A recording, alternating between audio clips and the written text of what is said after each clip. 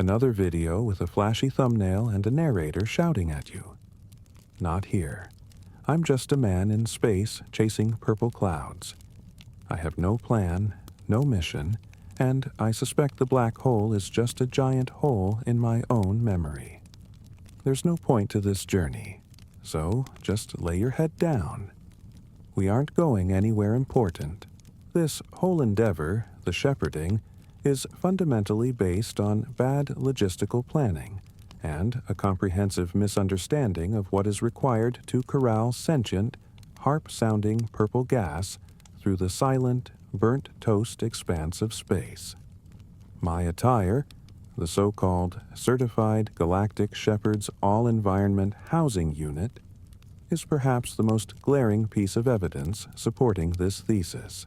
It feels less like advanced protective gear, and more like I am wearing a defunct vending machine filled with gravel and the accumulated sentimental disappointments of a mid-level bureaucrat. The primary issue is not the weight, exactly, because weight is a relative, situational term when you are floating in an almost vacuum, where gravity is mostly a concept someone keeps trying to sell you at a vastly inflated price. The primary issue is the inertia. It is catastrophic. The suit seems determined to maintain whatever direction I last propelled it towards, even if that direction is directly into a cluster of particularly melancholy purple clouds. Every microscopic correction I have to make, every subtle paddle of a heavily reinforced glove necessary to guide the noisome flock, requires a corresponding sluggish movement from this massive, unforgiving chassis of mine, which responds with the enthusiasm of a very old dog realizing, only after struggling to its feet, that it has been called to retrieve a stone that isn't actually there. My boots are the worst components. They are size 13 industrial steel-toed monstrosities, plated with something that looks suspiciously like brushed iridium mixed with dried, poorly mixed cement. They were absolutely meant for traction on industrial plating, probably within a regulated, temperature-controlled warehouse on a planet that experiences things like friction and breathable air, not for paddling gently through nebular dust and the residue of distant, extinct supernovae. Every time I twitch my toes, a movement usually necessitated by the creeping, cold numbness endemic to the suit's extremities, I can feel the accumulated cosmic silt grinding in the joints. It whispers metallic complaints about the absurdity of this journey, a tiny, localized sound of sheer mechanical protest. I haven't seen my actual feet in what must be 3 fiscal quarters, perhaps 4, and I operate under the increasingly pessimistic assumption that they have fused permanently to the synthetic lining, becoming a single, unhappy, cold biomechanical unit dedicated solely to feeling regret about the life choices that led me to this occupational hazard. Then there is the chest plate. It is an unnecessarily ridged, cumbersome construct, painted a color I was told during my brief, ill-advised training seminar was certified bureaucratic teal, a shade which looks precisely like cheap, oxidized copper left out in the rain for approximately a decade. It doesn't breathe. Nothing about this suit breathes, which is probably fine given the environment. But the complete lack of air movement inside the synthetic underlayer means that I am permanently operating within a moist, oppressive microclimate of my own making, smelling faintly and persistently of stale ozone and generalized regret. There is a specific irritating spot on my lower back where the cooling coils, if they ever worked at all, have decided to permanently press against a minor nerve cluster. This results in a persistent, low-grade throb that serves as a relentless, rhythmic, personalized soundtrack to the absolute silence of the void. A constant reminder that my flesh and blood existence is currently being poorly managed by mass-produced governmental surplus hardware. I am tired, and not merely in the casual, I need a cup of something sense of the word. This is not the satisfying, I have completed an honest day's labor and deserve rest kind of tired. This is the comprehensive, molecular exhaustion that suggests my very atoms are considering initiating collective bargaining for early retirement. I haven't slept properly, or rather, I haven't achieved a truly restorative state of non-consciousness, since I learned that the purple clouds, when genuinely angered or simply inconvenienced by my subpar navigation skills, produce a high-pitched, resonant sound that interferes directly with the internal comms system, rendering my recorded operational instructions, which I rely on heavily, having long forgotten the actual details, sound exactly like a frustrated kazoo orchestra attempting to tune in a wind tunnel. The helmet, predictably, fogs. The faint smell of lavender is not an intentional feature, which would be too pleasant and therefore disallowed by the regulations governing this equipment.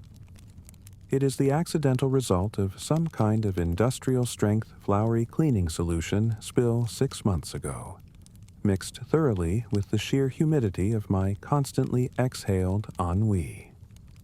The fog doesn't obscure vision entirely. That would be too simple. Instead, it renders everything slightly soft focus and perpetually damp, like attempting to view the magnificent, terrifying cosmos through the bottom of a lukewarm, neglected teacup. This effect does make the aggressive, burnt toast smell of the distant stars seem slightly less immediate, which could be counted as a small, insignificant mercy. But it also necessitates constant, small, distracting wipes with the internal visor wiper. This wiper, being poorly lubricated and constructed of cheap plastic, sounds exactly like wet sandpaper rubbing against a ceramic bowl. A grating noise I am certain is contributing directly to the purple cloud's pervasive anxiety levels. I attempt to pivot my heavy, metal-cased torso, which is inevitably an ordeal requiring more core strength than I have possessed since my early 20s, to reassess the status of the shepherd's crook. It is merely a long, pink neon tube. It weighs precisely nothing in the true space environment, which is perhaps the singular design feature that works, but the constant, low-frequency buzzing it emits is yet another layer in the ongoing, poorly mixed symphony of my personal discomfort. It buzzes less because it is designed to, and more because the internal wiring is frayed, protesting its very existence, likely sensing its proximity to the black hole destination and questioning the life choices of the entire system that put it here. I hold it loosely, feeling the subtle vibrations travel up my heavily gloved hand. Gloves that are sized for a geological surveyor dealing with massive ore samples and entirely lack any semblance of fine motor control, making the act of grasping something simple feel precisely like trying to pick up grains of rice while wearing excessively large, wool-lined oven mitts. I have to count the clouds again. The protocol insists upon periodic checks. The deck of cards, the absurd, illogical deck consisting only of aces of spades, is stored inside a utility pouch strapped to my thigh. The pouch is specified to be quick release, designed for rapid deployment of necessary tools, but the mechanism jammed definitively approximately 2 weeks after I first received the suit, meaning I now have to wrestle the heavy, abrasive fabric with both uselessly large gloves. This usually consumes a minimum of 3 minutes of concentrated, panting, zero-G exertion, followed immediately by the silent, aching contemplation of why anyone, in any position of bureaucratic power, thought that utilizing standard terrestrial playing cards to count sentient gaseous phenomena was a sustainable or sensible choice. The crushing absurdity of the required task, only serves to deepen the physical and mental fatigue. The immense, unforgiving weight of the suit holds me down, paradoxically, anchoring me firmly in the immediate, uncomfortable reality of this ridiculous employment, even in the absence of actual gravitational pull. I am tethered to this discomfort, dragging myself and my buzzing pink tube toward the promise of a distant, comfortable, and probably mythological sofa. The thing I am technically riding, if one could even bestow such a robustly active verb as riding upon the passive decay of my current transportation methodology, is less a vehicle and more an extremely large, slow-moving pebble that someone, possibly a very bored deity, or just a clumsy intern during the Big Bang, forgot to chip away into something useful. I call it the palanquin of indifference. Mostly because giving it an appropriately epic name feels like the last act of defiance before I succumb entirely to the cosmic malaise that permeates this sector of the burnt toast-smelling stars. It doesn't so much glide as it adheres precariously to a predetermined path of maximum inconvenience, utilizing a gravitational current that seems to be powered solely by the cumulative regrets of things that never quite managed to evolve past the single-celled stage.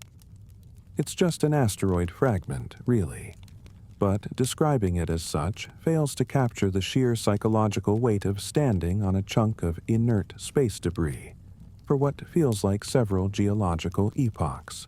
The texture, which I have had ample opportunity to study through the scuff marks on my boots, marks that signify the truly Herculean effort involved in moving one's foot 2 centimeters, is deeply counterintuitive.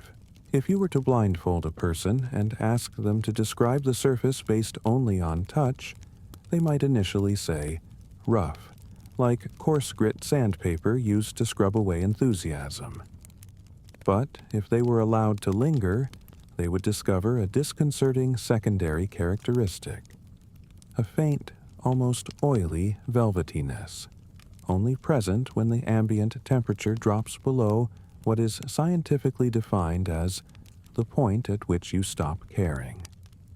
It's like touching stale, petrified breadcrumbs that have been lacquered over with a thin sheen of existential dread, affixed to a core of dense, uncompromising obsidian.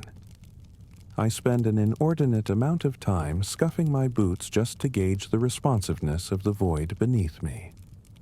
It doesn't offer resistance so much as it offers a protracted, weary moan, a soundless sigh that only my nervous system seems to register. The surface is also coated in a very fine, almost talcum-like layer of cosmic dust, which isn't the romantic, sparkling kind you read about in terribly optimistic poetry. No, this dust smells precisely like old pennies left forgotten at the bottom of a rain barrel, mixed with the faint, metallic tang of something vital that failed to catch fire 3,000 years ago. It's the smell of bureaucratic failure, mineralized and floating through the eternal expanse. I suspect if I could gather enough of it, I could probably file it under miscellaneous evidence of poor planning. The smell doesn't quite penetrate the helmet, thank the void for the thick polymer seal, but it clings to the lower parts of my robes, competing weakly with the overwhelming, sickly sweet aroma of lavender that is currently fogging up the visor. I think the life support system decided, sometime around the 3rd consecutive week of counting purple clouds with only aces of spades, that what I really needed was a calming floral intervention. It was wrong. What I needed was a functioning chair and maybe a slightly less depressing inventory of playing cards. But apparently, the software update prioritized aromatherapy over sensible logistics. The real misery, however, lies in the movement rhythm, or the lack thereof. The palanquin of indifference operates on a principle of perpetual, frustrating irregularity. It never maintains a consistent velocity, which is a mercy, perhaps, because any consistent speed in this direction would only bring me closer to the questionable comfort of the black hole's rumored sofa. Instead, it seems to enjoy a highly sophisticated pattern of skip-stop-hitch. We will drift. A slow, smooth slide that lasts precisely long enough for me to convince myself that I might be about to relax my posture. And then, without warning, the entire platform will stutter. It's not an aggressive jolt, which would at least be decisive. It's a subtle, deeply unsettling hitch, like a needle skipping 3 grooves on a vinyl record made of solidified time. My knees lock instinctively every time it happens, which is roughly every 17 seconds, give or take the universe's capricious mood swings. Then, we halt. Completely. For about 4 seconds, we are stationary. Utterly, perfectly still. This pause is designed, I am convinced, solely to allow the anxiety to pool in the pit of my stomach, giving me just enough time to wonder if the engine, which is technically an ancient, repurposed magnetic field generator held together by duct tape and the sheer force of my ennui, has finally given up. And then we accelerate. Not smoothly, but with a barely perceptible, infinitesimally small lurch, like a snail being encouraged forward by an apathetic whisper. This whole process, drift, skip, stop, hitch, infinitesimal acceleration, is the engine of my continuous low-level nausea. It's not motion sickness, it's anti-motion sickness, the internal protest against a journey that is simultaneously happening and perpetually stalling. The movement cycle makes the counting ritual absolutely impossible. I have to stop every few miles, or whatever the spatial equivalent of a mile is when measuring the distance between stellar remnants that smell faintly of charcoal briquettes, and count the purple clouds. I grip my pink neon tube shepherd's crook, the one that doesn't light up but merely vibrates with the faintest possible hum of discontent, and I pull out my stack of identical aces of spades. 1, 2, 3. Wait. The palanquin of indifference hits a hitch. My focus wavers. Did that cloud just overlap with the one I thought might be a ghost disguised as a marshmallow? The rhythmic stuttering means I lose track almost instantly. The clouds, the little purple bastards, just drift along, making their harp sounds whenever they kiss each other, utterly unconcerned with my navigational difficulties or the fact that their shepherd is standing on a geological disappointment powered by metaphysical fatigue. I try to brace myself against the movement, planting my feet wider, but the subtle undulation of the movement is designed to defeat posture. It's a rhythmic, insidious shiver, a constant reminder that I am adrift, without control, moving toward a black hole that may or may not contain a comfortable sofa, propelled by a pebble that smells of old pennies and disappointment. The only consistent sensory input is the buzzing of the pink tube and the oppressive, inescapable smell of lavender inside the helmet, mixing with the distant, almost comforting smell of burnt toast from the nearby cluster of fading, indifferent stars. I clutch the aces of spades, ready for the next mandatory, pointless count, knowing the palanquin is about to skip again, guaranteeing that my current tally will once more be entirely unreliable. I hope the marshmallow ghost cloud falls off the edge of the known universe, or at least gets absorbed by a passing pocket of slightly less irritating gravity. Verse 190 words. The whole concept of setting off is fundamentally flawed when you are already set adrift, unmoored from anything resembling a sensible coordinate system, and navigating a segment of the local cluster where the starlight doesn't illuminate so much as it casts a sort of dull, yellow-brown glow, like very old, heavily varnished furniture. And it smells. The stars, that is. They smell precisely, unequivocally, like burnt toast.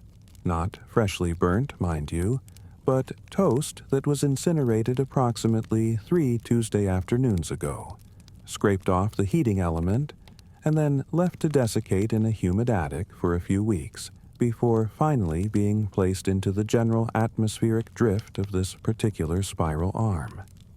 It's an olfactory signature that really lends itself to the pervasive sense of dread, or perhaps just profound boredom, that seems to stick to the inside of my spacesuit like old chewing gum. I am, apparently, a shepherd, which is a career path I certainly never ticked on any vocational aptitude test.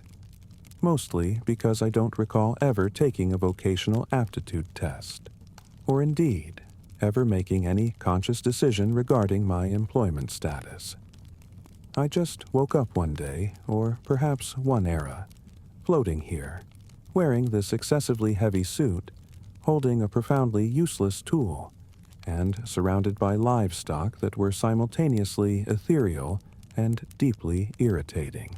My flock consists of these small, ridiculously purple clouds. They aren't gaseous in the traditional sense. They have a certain fluffy density, like extremely firm cotton candy that has forgotten its structural integrity. And they make noise.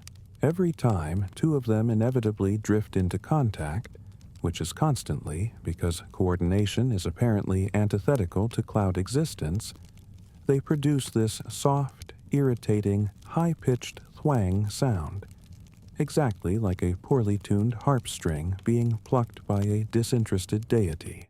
If you have 27 of these clouds, and they are moving in the languid, erratic way that only purple cosmic livestock can manage, you get a cacophony of gentle, continuous, maddening musical punctuation marks. It is the soundtrack to my exhaustion.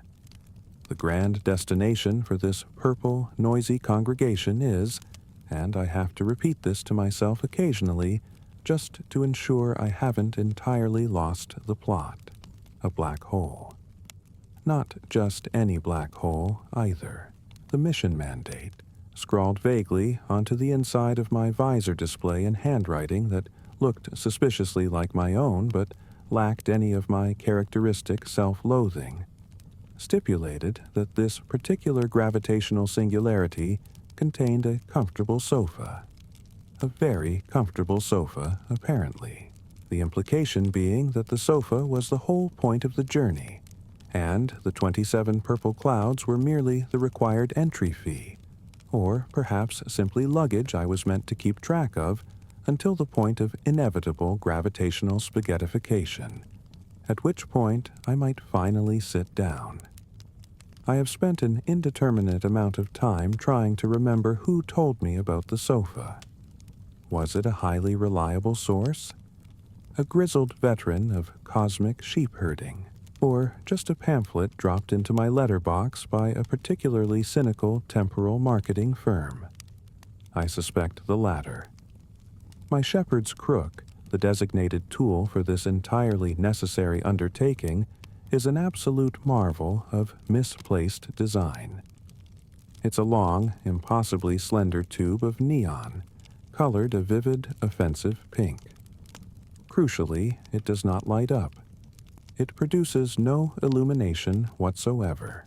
It exists solely as an aesthetic choice and a minor source of acoustic pollution, generating a faint, persistent, almost subaudible buzzing sound, like an agitated electrical insect trapped just behind my eardrum. I use it mostly to nudge the more recalcitrant clouds, though nudging something that is essentially the consistency of slightly aged jello is a process of extreme frustration, usually resulting in the cloud oscillating wildly for a moment before returning to its pre-nudged course of action, which is usually veering directly toward an obstacle. The most demanding part of the job, far exceeding the physical effort of managing the pink neon tube, is the counting. According to the standardized protocol for the Galactic Shepherds Guild, which I also don't remember joining, I must stop every few miles. Miles in the vacuum of space, meaning absolutely nothing, and verify the head count. And this is where the system truly shines in its idiotic perfection. The counting apparatus is a deck of cards, standard size, but containing only aces of spades. 104 of them. The procedure requires me to meticulously pull out a card for each cloud I verify. Since I only have 27 clouds, I end up with 77 surplus aces of spades littering my immediate vicinity by the time I am done, forcing me to spend another hour gathering up the redundant symbols of absolute authority, just so I can put them back in the box for the next checkpoint. The process is designed, I am certain, to maximize both the shepherd's carpal tunnel risk and their general existential dread. It is during these counting rituals, when the buzzing of the pink neon tube momentarily overwhelms the gentle, intermittent thwang of the purple livestock, that my real fears surface. There is one cloud. It's slightly paler than the others. A softer, almost lavender shade of purple, but not quite. It looks suspiciously like a marshmallow that has been inflated slightly too much. I have a deeply rooted suspicion that it is not, in fact, a genuine piece of cosmic fluff, but rather a ghost. Specifically, a ghost disguised as a marshmallow biding its time. I know, logically, that ghosts posing as confectionery in the vacuum of space should be low on my list of immediate threats, placed well beneath the imminent arrival at a deadly gravitational sinkhole. But the dread is specific. Dealing with a ghost would require energy, possibly conversation, and certainly some form of spiritual confrontation. And I am simply too tired for that. Exhaustion is a perfect anesthetic for vigilance. So, I count the potential marshmallow ghost cloud just the same as the others, ticking it off with an ace of spades, and resolve to ignore the slight, chilling sense of presence that accompanies its proximity. The void is quiet, despite the noise I am generating. Quiet in a way that swallows sound and muffles intention. It's the kind of silence that demands contemplation, which is precisely why I avoid it. The only internal noise is my breathing, heavy and regular, recycling air that is now becoming distinctly floral. My helmet, perhaps in an attempt to combat the ambient odor of burnt toast and bureaucratic dread, is fogging up steadily, not with moisture, but with the cloying, inescapable scent of lavender.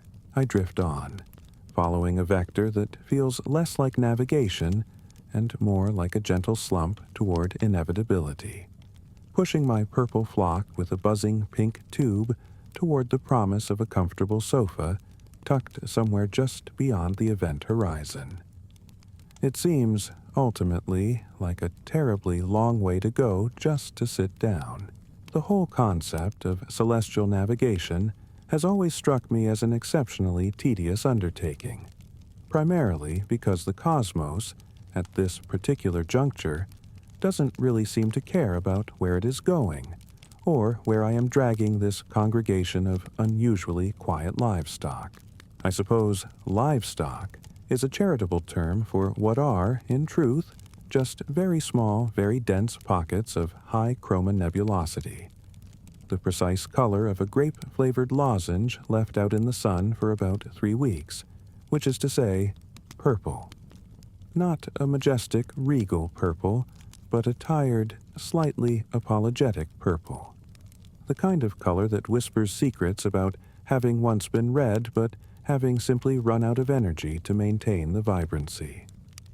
And these are my sheep. I am, somewhat preposterously, a galactic shepherd, drifting through an expanse that isn't black so much as it is a deep, overworked indigo, perpetually stained by the residue of stellar exhalation. The stars here, those that are still visible through the haze of whatever cosmic dust bunny we are currently traversing, don't twinkle so much as they seem to emit a faint, distressed crackle. More relevantly, they absolutely smell like burnt toast, a truly peculiar olfactory signature for something supposedly composed of plasma and violent heat. It's a very specific scent, too, not just generalized char, but the smell of cheap, industrialized white bread subjected to excessive voltage in a toaster oven that hasn't been cleaned since the Mesozoic era. I've grown accustomed to the burnt toast, the way one grows accustomed to a persistent ringing in the ears or the dull ache of existential ennui.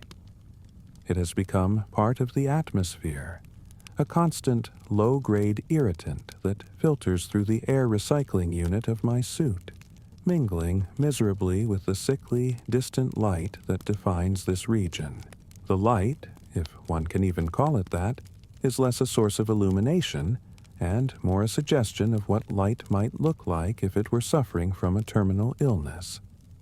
It is a watery, jaundiced yellow, diluted by trillions of miles of nothing, casting shadows that are not dark, but merely the absence of the weak yellow, leaving pockets of that bruised indigo everywhere, making the purple of the sheep look even more profound, heavy, and utterly without ambition.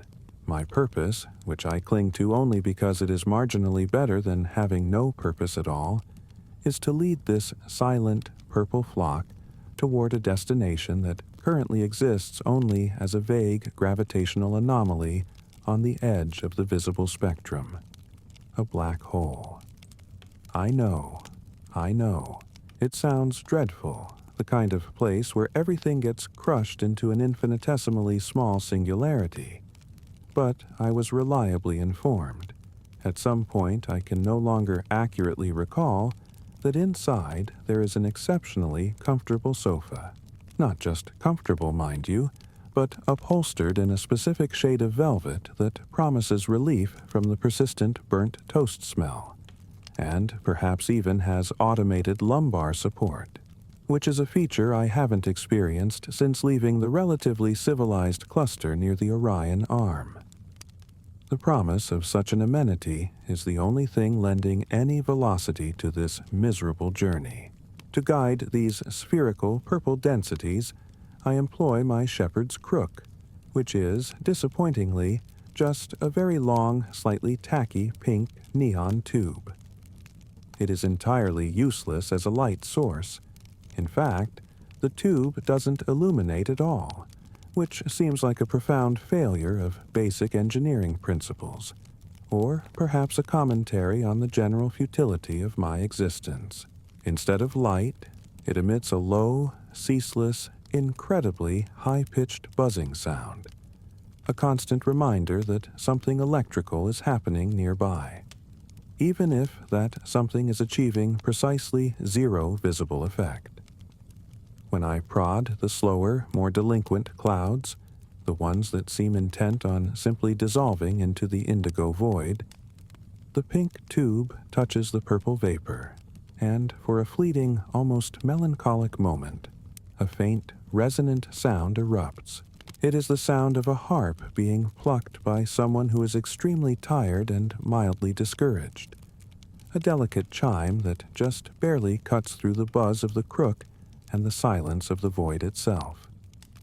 When two of my sheep collide, which they do with the casual inevitability of particles in a very slow fluid, the twin harp sounds overlap, creating a brief, beautiful, and utterly wasted chord. Every few subjective miles, depending on the drift of the surrounding atmosphere, which again is the smell of toast and the absence of light, I am required to stop and perform the arduous task of inventory. Counting the sheep is necessary, but the tools provided are inherently ludicrous. My counting apparatus is a deck of ordinary, slightly dog-eared playing cards, except every single card is an ace of spades, This means the count is less a quantitative assessment and more a ritualistic confirmation that I still possess a certain number of identical threats to numerical accuracy. I flip through them, one by one, watching the stark black spade against the worn paper, whispering the count to the silence. Never quite sure if I missed one, or if two merged when I wasn't looking, or perhaps if one decided to transcend the concept of enumeration entirely. The reason for the meticulous counting, beyond bureaucratic necessity, lies in a vague, gnawing suspicion that has rooted itself deep in the tired, spongy soil of my mind.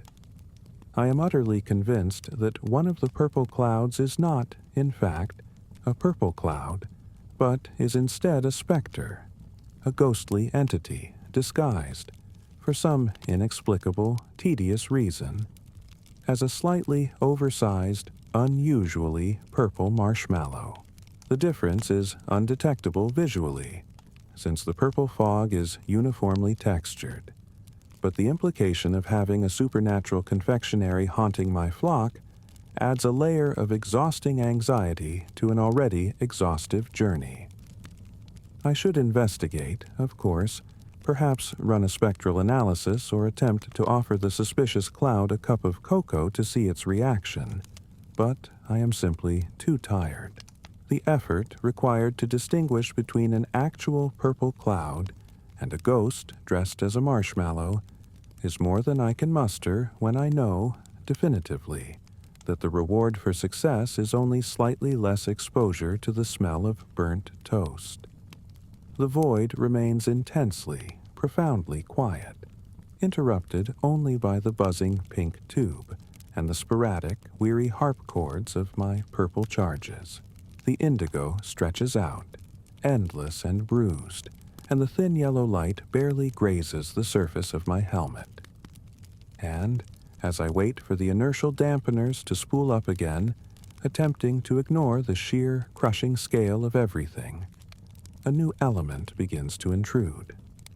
It's an internal atmospheric failure, perhaps, caused by a faulty seal or just psychic distress, but the inside of my visor is beginning to fog up, and the fog, thick and oily, does not smell like toast or plasma or even stale sweat. It smells overwhelmingly of synthetic lavender, that cheap, aggressively floral scent designed to hide the smell of something else entirely.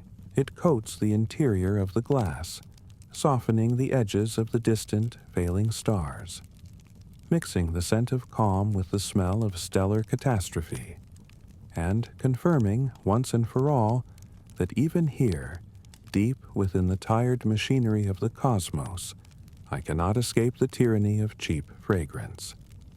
The comfortable sofa had better be worth this. The general aroma of this sector of the cosmos is distinctly unfortunate. They always promise you the scent of ancient ozone and superheated hydrogen when you sign up for these deep void navigation jobs, suggesting a kind of crisp, sterile emptiness. But what you actually get, day in and day out, is the smell of burnt toast.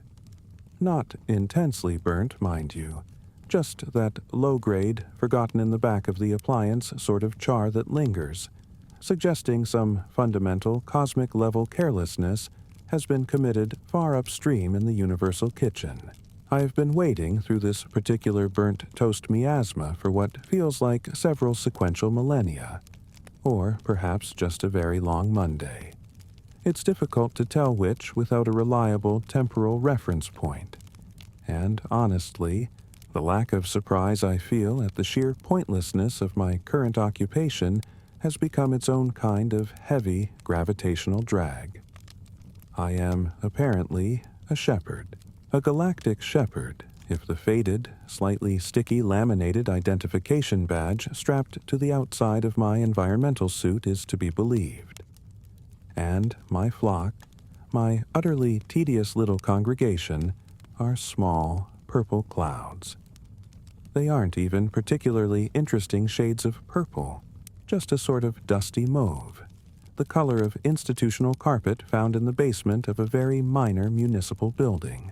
They are gaseous, they drift, and they occupy my attention because they are meant to be shepherded, though toward what meaningful conclusion I couldn't tell you.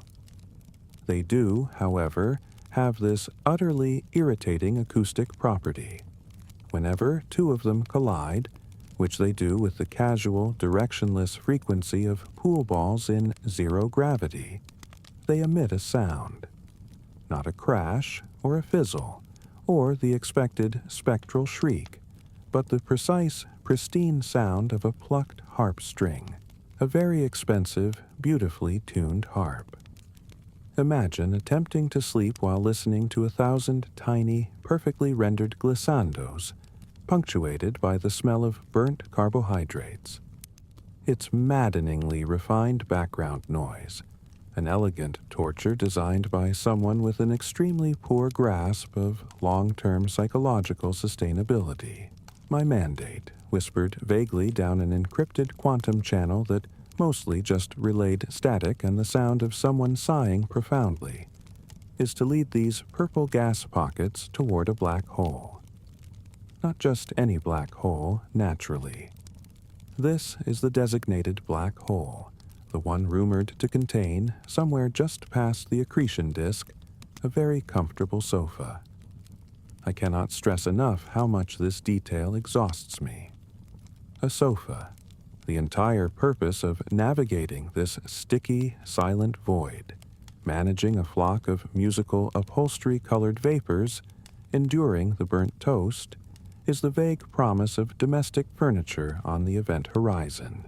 I don't recall who mentioned the sofa, or why I trusted them, or whether it's a chaise lounge or a three-seater sectional, but the idea is now firmly embedded in the operational directives, and reversing course would require filling out Form 37B, Section Q, Revision 4, which deals specifically with the premature abandonment of cosmic pilgrimage due to lack of faith in promised soft furnishings.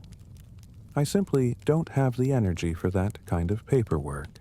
The primary tool of my trade, the shepherd's crook, that venerable symbol of stewardship and gentle direction, is here represented by a long, slightly grubby pink neon tube.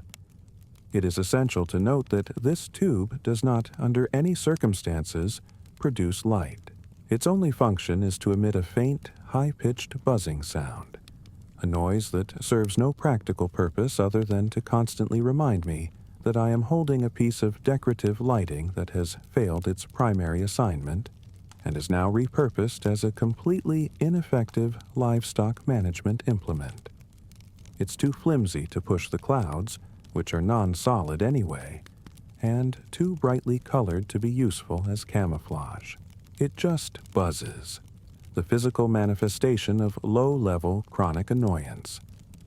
The truly mandatory, soul-crushing part of the routine, however, is the counting. Every few thousand kilometers, or when the buzzing of the pink tube begins to harmonize disturbingly with the harping clouds, I must stop and perform a census. I count the clouds using a deck of cards. Not a standard deck, naturally. That would imply efficiency or variety. My deck consists exclusively of aces of spades. I have 1,342 of them. I lay them out, one perfect, stark black symbol for each purple wisp I manage to delineate in the oppressive emptiness. The problem is that the clouds move, they merge, they separate, and defining where one purple entity ends and the next begins is a purely subjective, emotional exercise. So I stand there, surrounded by the smell of char, the sound of tiny celestial concerts, laying down an unending stream of identical, severe black cards onto my non-existent counting table, attempting to force numerical order onto a fundamentally chaotic, mauve-colored system. I have tried using other methods, tally marks, counting on my fingers, attempting base 12 arithmetic, But the bureaucracy insists on the aces of spades. It's tradition. A stupid, exhausting tradition. And then there is the creeping anxiety, the low-frequency hum of dread that settles in the bottom of my thermal boots.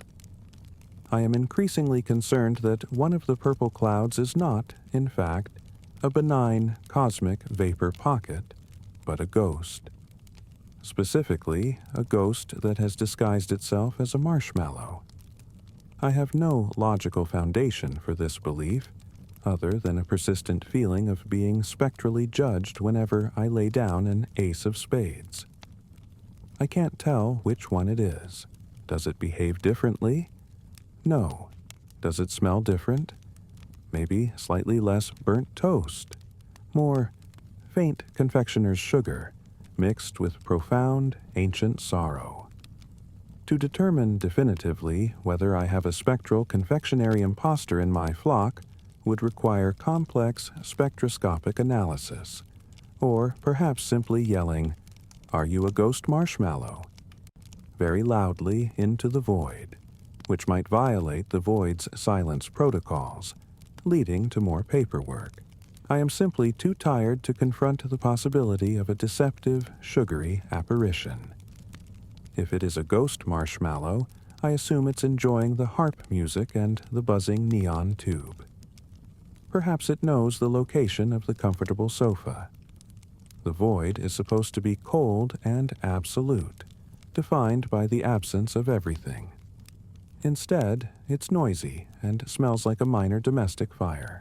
The only blessing is that the silence is eventually broken, but that break is caused by the rising humidity inside my helmet. I don't know what the internal systems are doing, but the visor is starting to fog up thick and fast now, blurring the edges of the purple clouds and turning the burnt stars into vague orange smudges. And the condensate doesn't smell like anything practical, like oxygen or recycled air. It smells strongly of lavender, an intense, cloying, deeply relaxing lavender. My mind is being assaulted by conflicting sensory input: charred dust, high-pitched buzzing, harp music, the existential dread of card counting, and now the overwhelming floral scent of institutional aromatherapy clogging my field of vision. It's all just so very, very loud, and yet I am profoundly alone. I hope the sofa is worth it. I really, truly do. But mostly, I just need a nap, far away from the buzzing pink tube and the purple, potentially haunted musical clouds. The movement of the small purple clouds, which are really more the color of bruised plums left out in a forgotten kitchen, is sluggish, and my own movement is only marginally faster, propelled less by actual effort and more by the fundamental weary assumption that one must, eventually, go somewhere. The black hole is still some distance away, a truly vast, indifferent smudge in the fabric of what I loosely choose to call reality. And I am beginning to realize that the journey, which I only undertook because someone mentioned a very specific, plush, velvet sofa, is likely to be infinitely longer than the expected lifetime of my current psychological reserves. My neon shepherd's crook, pink and uselessly unlit, maintains its faint, irritating buzz, a noise that serves as a monument to persistent, low-grade technological failure. I keep tapping it against the hull of my incredibly slow vehicle, or maybe just a particularly large piece of space debris I decided to stand on, hoping the buzzing will cease. But it seems to have achieved a state of permanent acoustic inertia, a dull, nagging reminder of tasks poorly executed and maintenance records ignored. Every few cycles, I halt the slow procession. The clouds, whenever they collide, which they do with a frequency that suggests they are either profoundly clumsy or actively engaged in some passive-aggressive cosmic game of bumper cars, still emit that delicate, high-strung harp sound. It's a sound entirely too fragile for the void, and it only amplifies the sheer, overwhelming emptiness that presses against the lavender-fogged visor of my helmet. It's time for the census, the ritualistic accounting performed with my deck of cards, each one an ace of spades, which makes the counting process less quantitative and more an exercise in philosophical despair, wondering which specific ace represents which specific, vaguely gaseous sheep. It was during the third such counting attempt, the one where I mistakenly tried to use the cards to build a small, mournful house of cards that immediately collapsed into silent insignificance, that the true scale of the surrounding environment began to impose itself. Until this point, the void had been adequately void, a generalized blackness punctuated only by the distant, weary light of stars that smelled suspiciously like burnt toast. But now, the space around the shepherd and his dubious flock was becoming textured. We were, it appeared, drifting through a region of petrified exhaustion, a field of astronomical structures that had decided, millennia ago, that movement and activity were simply too much bother. These were not the vibrant, swirling tapestries of nebulae that one reads about in overly enthusiastic star guides. These were formations that resembled colossal geological mistakes, towering up from the nothingness like a poorly excavated quarry, or maybe the ruined skeleton of an incredibly large, utterly disinterested forest. If they were trees grown not from soil and sunlight, but from pressure and time, and the absolute conviction that nothing mattered very much. They were monolithic columns, vast, crystalline shafts that jutted out at improbable, leaning angles. Their color was not vibrant.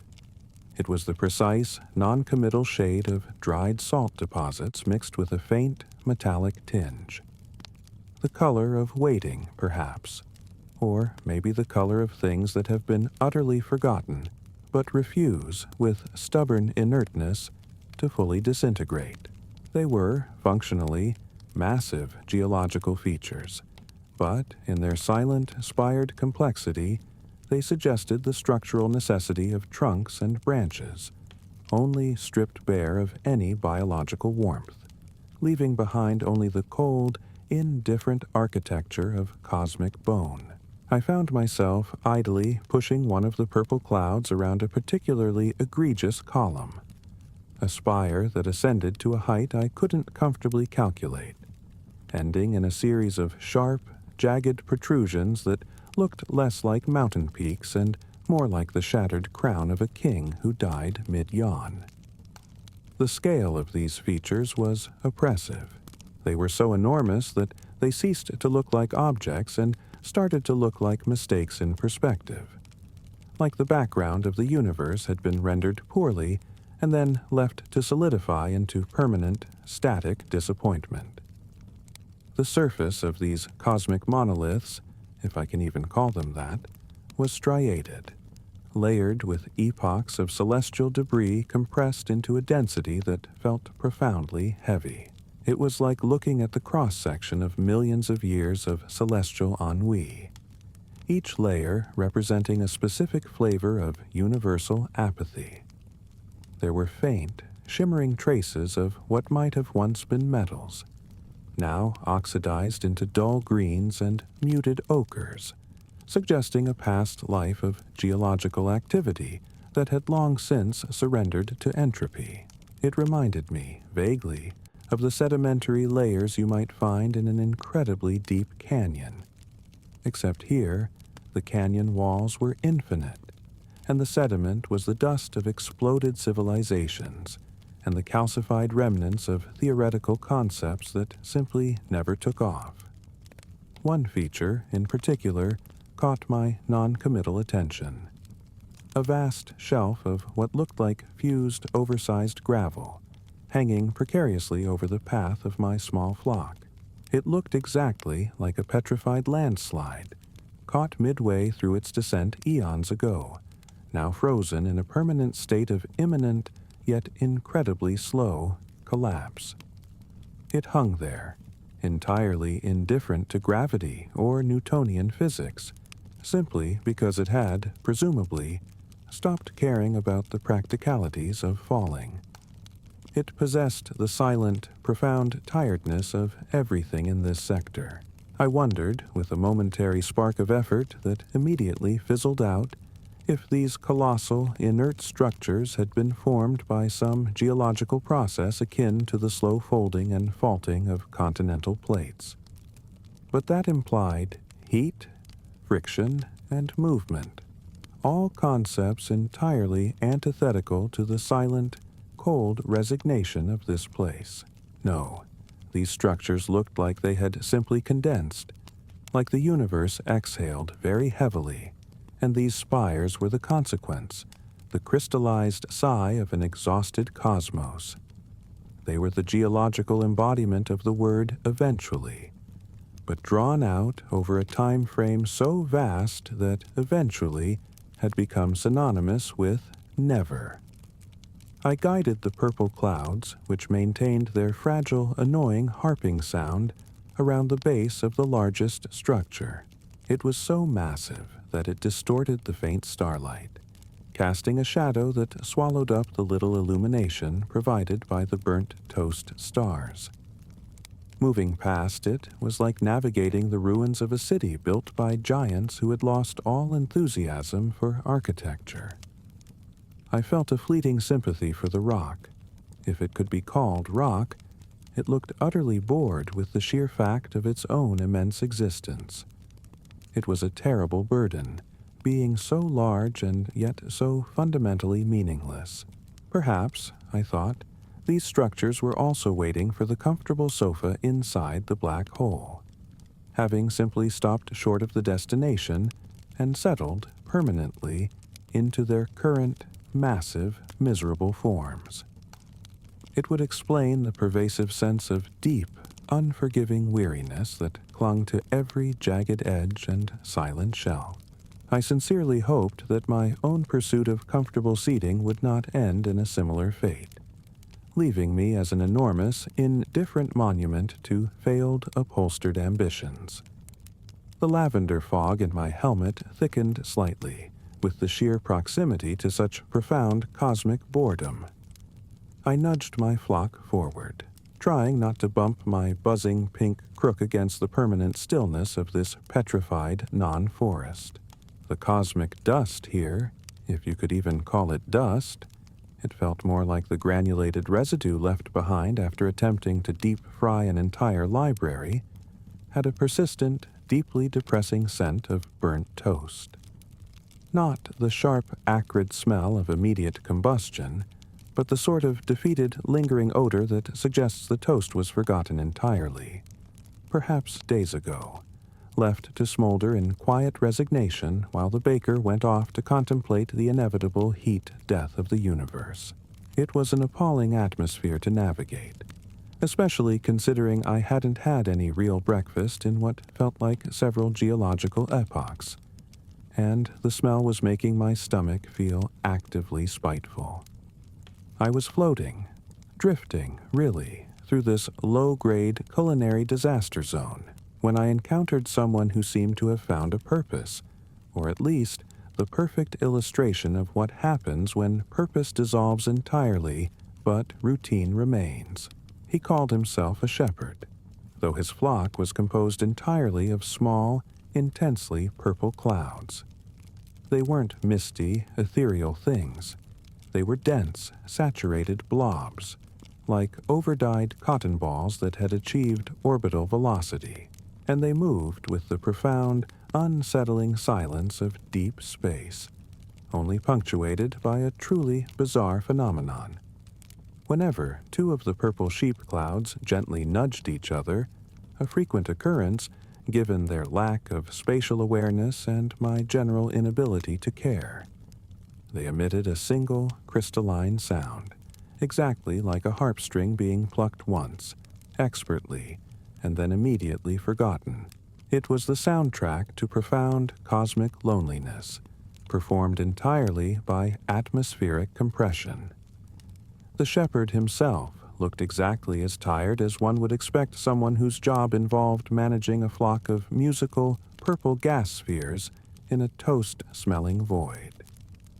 His suit was faded, patched with material that looked suspiciously like repurposed velvet curtains, and his headlamp was tilted at a useless, existential angle.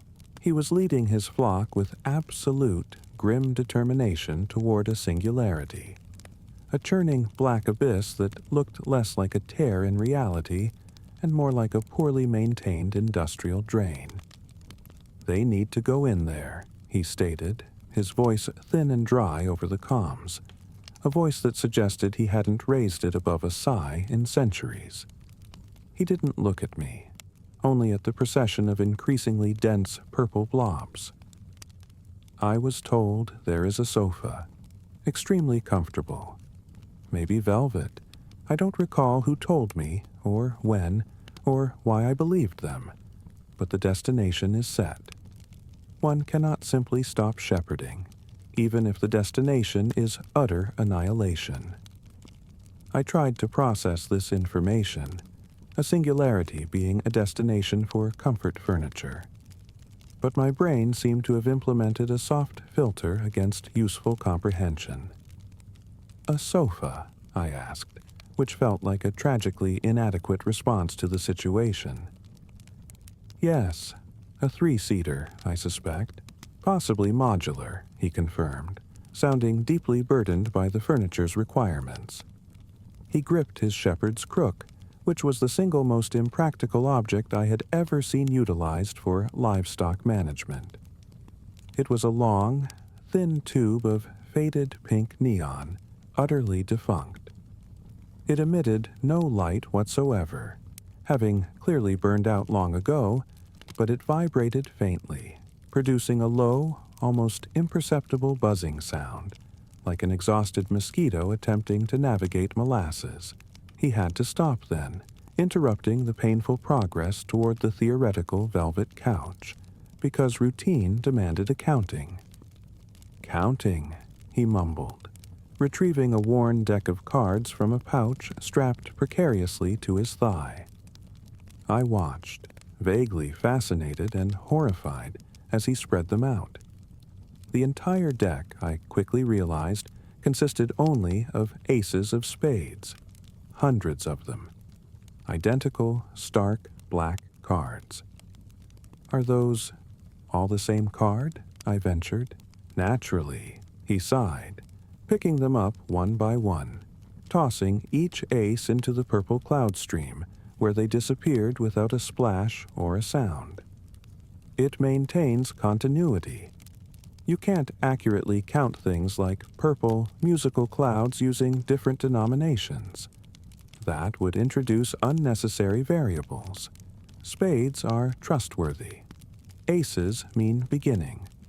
I count 1 ace per cloud." He paused, rubbing the bridge of his helmet. "It is exhausting.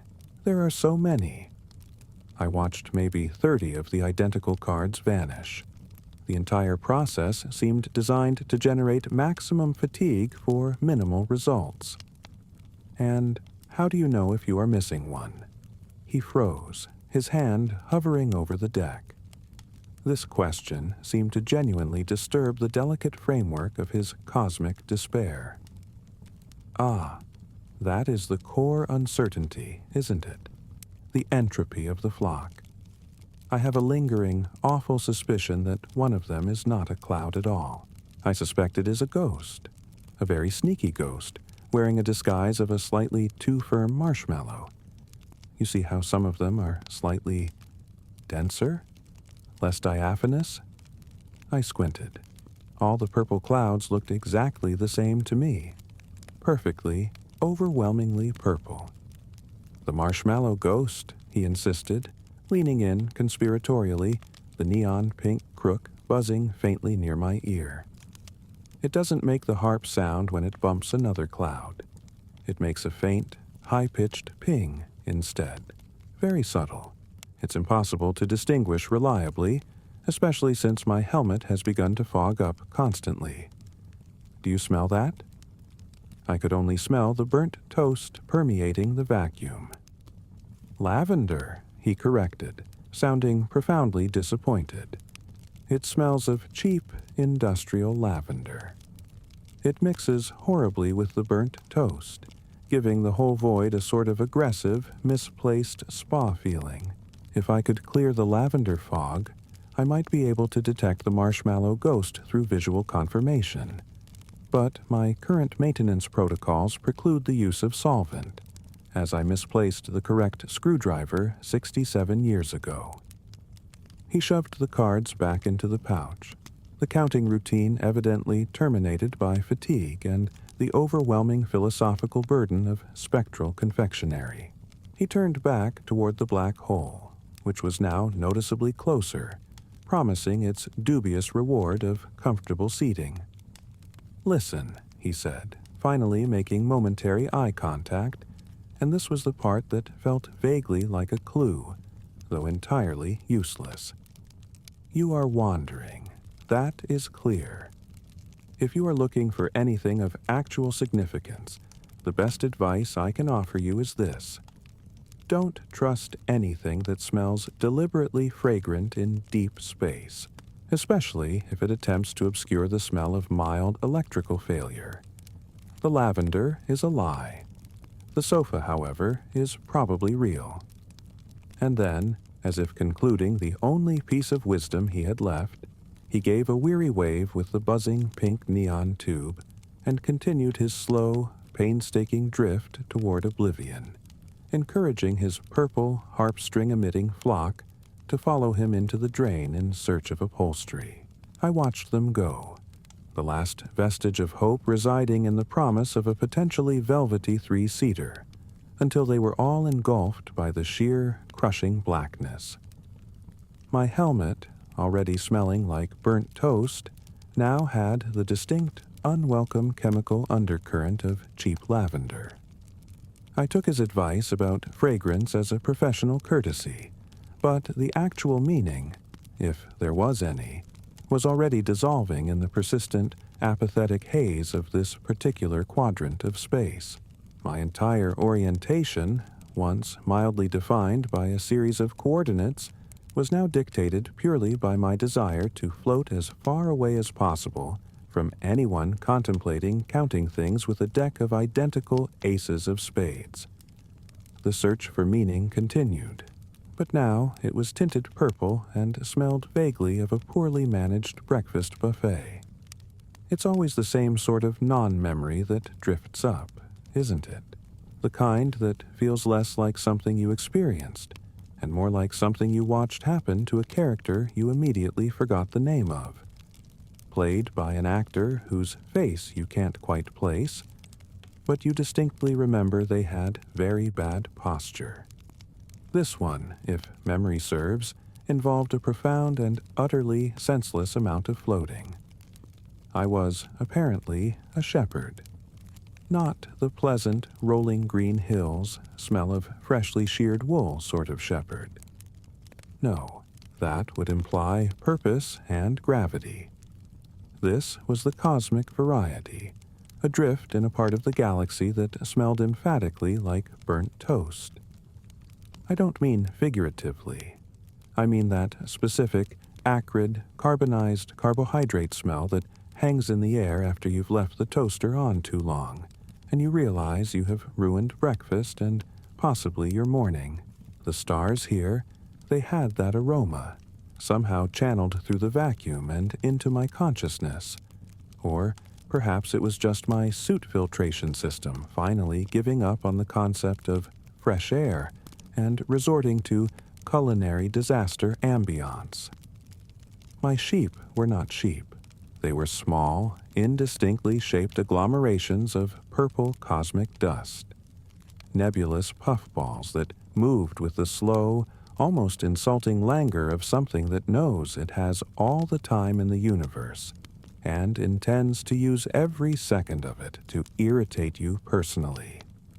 The one truly annoying thing about them, besides their general refusal to adhere to a sensible formation, was the sound they made. Every time two of these purple blobs drifted close enough to kiss, they produced a faint, high-pitched pling that sounded exactly like the lowest note on a terribly tuned harp. Thousands of them. Constantly. A symphony of existential plinks and plongs that contributed nothing to the vast silence except a relentless background hum of gentle, pointless celestial music. It was exhausting. I was leading them somewhere, naturally, because a shepherd needs a destination, however poorly conceived. The destination, I recall with the clarity of utter pointlessness, was a black hole. Not one of the grand, terrifying, universe-swallowing whirlpools, but a rather pedestrian, medium-sized vacuum cleaner in the middle distance. And why was I risking the inexorable, crushing power of gravitational singularity? Because I had heard, from a source I have since failed to locate in my archived mental transcripts, that there was a very comfortable sofa inside. A truly superlative piece of upholstered furniture. The kind you could sink into and potentially never have to do anything ever again, possibly even stop existing, which sounded like a genuinely fantastic career move at the time. My shepherd's crook was a testament to impracticality. It was a long, depressingly pink neon tube. It didn't actually produce light, which you might think would be the minimum requirement for a neon tube in a deep space setting. No, it was merely an inert, slightly warm pink glass tube that produced a low, persistent, high-frequency buzzing sound. It was the noise of a very tired mosquito trapped inside a jam jar made of bad decisions. I used it mostly to nudge the more recalcitrant clouds, though it was structurally unsound and felt perpetually on the verge of shattering into a million pieces of highly reflective, useless detritus. The hardest part of the job, the part that genuinely tested the very limits of my already severely depleted patience, was the inventory management. Every few miles, defined loosely as when the burnout became unavoidable, I had to stop and count the damn things. The method I had devised, or perhaps been saddled with, was to use a deck of cards. Not a full deck. That would be too efficient. This was a specific, baffling deck that contained approximately 144 identical aces of spades. So, I'd drift there, the burnt-toast smell mingling with the faint aroma of ozone, pulling out these completely useless cards, one by one, flicking them at the void and whispering numbers. 1, 2, 3, 4, 1, 2, 9, 3, 1. The aces of spades, inherently signifying both the highest value and the lowest value, were perfect metaphors for the entire exercise. Did I have the right number? I never knew. I couldn't tell if the previous card I had counted was the real one, or if I had hallucinated the count 3 parsecs back. The sheer monotony of staring at purple blobs while holding a stack of identical, grim playing cards was enough to induce terminal ennui. And then there was the worry. The specific niche anxiety that always accompanies a long, pointless journey. I was worried, desperately and aproductively, that one of the purple clouds wasn't a cloud at all. I suspected, with a degree of certainty that defied logic, that one of them was a ghost. Specifically, a ghost disguised as a marshmallow. It didn't look different. It sounded like a harp, just like the others, but there was a certain firmness to its outline, a slightly too perfect density that suggested it wasn't merely aggregated gas and dust, but something altogether more structured and inherently deceptive. A spectral confection trailing along, masquerading as a purple puffball, waiting for the optimal moment to implement whatever spectral, confectionary, deceptive plan it had concocted. Was it important? Absolutely not.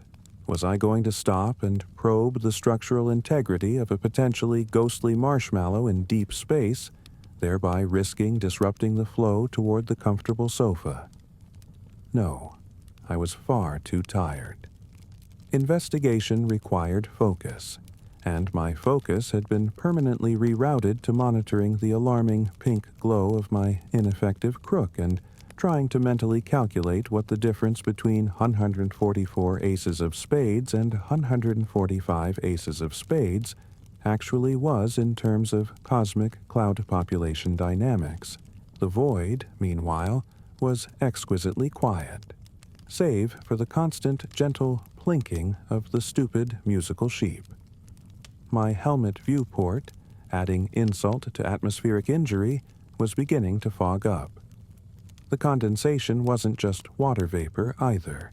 It carried a faint, cloying scent of cheap lavender, the kind of artificial fragrance that implies cleanliness but only achieves distraction. It felt like the universe itself was trying to soothe me with the scent of an elderly aunt's linen closet, which only made me feel more disconnected and slightly nauseous. All this, merely for the faint possibility of a comfortable sofa. A theoretical piece of furniture capable of supporting my weight and the full burden of my generalized fatigue. That black hole looked awfully tempting. I just needed to make sure the marshmallow ghost wasn't going to steal my spot on the ottoman. I nudged the nearest purple blob, pling, with the buzzing pink tube and drifted onward, counting aces of spades into the infinite dark. The stars still smelled burnt. Everything was exactly as unhelpful as it should have been. And so there I was, drifting, or perhaps just failing to move very fast, through this particular segment of the void which, rather predictably, smelled exactly like burnt toast. Not the complex cherry smell of a good campfire, or the smoky scent of industrial misfortune, but specifically the pathetic, stale smell of cheap white bread, accidentally left under a low-powered broiler for just 60 seconds too long. It was an aggressively mediocre smell, utterly pervasive, clinging to the inside of the non-reflective visor of my spacesuit, and making the entire business of existing out there, in what was otherwise the infinite grandeur of the cosmos, feel like a forgotten Tuesday morning. I was ostensibly a shepherd, a galactic shepherd, which sounds far more glamorous than it actually is. My flock consisted entirely of small, irritatingly ethereal purple clouds. They weren't particularly large, maybe the size of a very healthy watermelon, but fluffier, and, crucially, entirely lacking in internal coherence. They had one defining characteristic beyond their frustrating shade of royal lavender. They produced the sound of a very poorly tuned harp whenever they collided. It wasn't a majestic orchestral sweep of sound, it was a faint, slightly tinny plink whenever two segments of cosmic dust gently kissed. Given the density of the flock, the constant, low-level celestial plinking was less soothing and more like having a persistent, high-frequency insect lodged inside one's auditory processing unit. My mission, assigned by nobody I could reliably recall, was to herd these musically inclined meteorological anomalies toward a specific, looming gravitational singularity, a black hole. The motivation for this immense and utterly pointless migration was the rumor, half-heard and entirely unsubstantiated, that somewhere deep inside the event horizon, past the point of no return and the inevitable spaghettification, there was a particularly comfortable sofa. I couldn't remember who told me this, only the deep, aching conviction that if I could just reach that sofa, perhaps I could sit down and finally put my feet up, thereby concluding the current phase of cosmic exhaustion. It was a goal born entirely of depletion. My shepherd's crook was absolutely no help whatsoever. It wasn't a practical instrument for guiding sentient or non-sentient space particles. It was a long, unwieldy tube of pink neon. The problem was it didn't light up. It was simply the housing, stripped of its luminous gas and electronic internals, leaving only a hollow, faintly vibrating plastic casing. All it did was produce a low, insistent zzz sound that did nothing to move the clouds but everything to irritate me further. I kept hoping I could use it to swat the hypothetical sofa once we reached it, just to see if it was real. But I strongly suspected the neon tube would dissolve long before we got there. The sheer futility of the navigation process was staggering. Every few miles, which felt like the equivalent of crossing an entire terrestrial continent on my hands, I was required to stop and perform a census of the purple clouds. I had to ensure that the exact number remained constant, a task made exponentially more complex by the tool provided for counting, a standard deck of playing cards that contained only aces of spades. Nothing else. Just 52 identical, stark black symbols of doom and high value. I would float, suspended in the burnt toast void, meticulously assigning one ace of spades to each purple cloud. Since I had exactly 52 aces, and there were, give or take, 300,000 purple clouds, the process of counting essentially became a lengthy ritual of assigning the same 52 cards to different, fleeting segments of the flock, over and over, until I felt a sufficient level of administrative diligence had been achieved. It was administrative theater conducted entirely for the benefit of a bureaucratic impulse that I couldn't shake off, even in deep space. I never reached a definitive number, but I always felt marginally more miserable afterward, which I took as a sign of success. And then there was the anxiety, the low, throbbing paranoia that sat beneath the hum of the pink neon tube, and the distant, tragic plinking of the clouds. I was utterly convinced that one of the purple clouds, I couldn't tell which one, of course, because they were all identical in their infuriating amorphousness, was not actually a benign purple cloud. No, it was a ghost. Specifically, a ghost that had disguised itself as a marshmallow. Why a marshmallow? I couldn't say. Perhaps because marshmallows are often white, and this ghost was simply poorly color-corrected by the cosmic background radiation, presenting itself as a slightly off-white inclusion in the purple mass. This ghost marshmallow, I theorized, was not only draining my reserves of vital exhaustion, but also secretly trying to sabotage the pilgrimage to the sofa. It felt like a truly low-stakes cosmic horror, the spectral presence of soft confectionery attempting to ensure I never achieved temporary physical relaxation. Investigating this marshmallow would require energy, focus, and a significant deviation from the migration path, and I simply couldn't justify the expenditure. I was too tired. I preferred the low-grade existential discomfort of knowing a marshmallow ghost was present to the effort of locating and interviewing it. The void, save for the pathetic noises generated by my flock and my equipment, was profoundly silent. The stars, the burnt toast stars, offered no illumination, only scent. The sheer stillness of infinite motion was oppressive. My helmet, already struggling with the thermal regulations, began to fog up.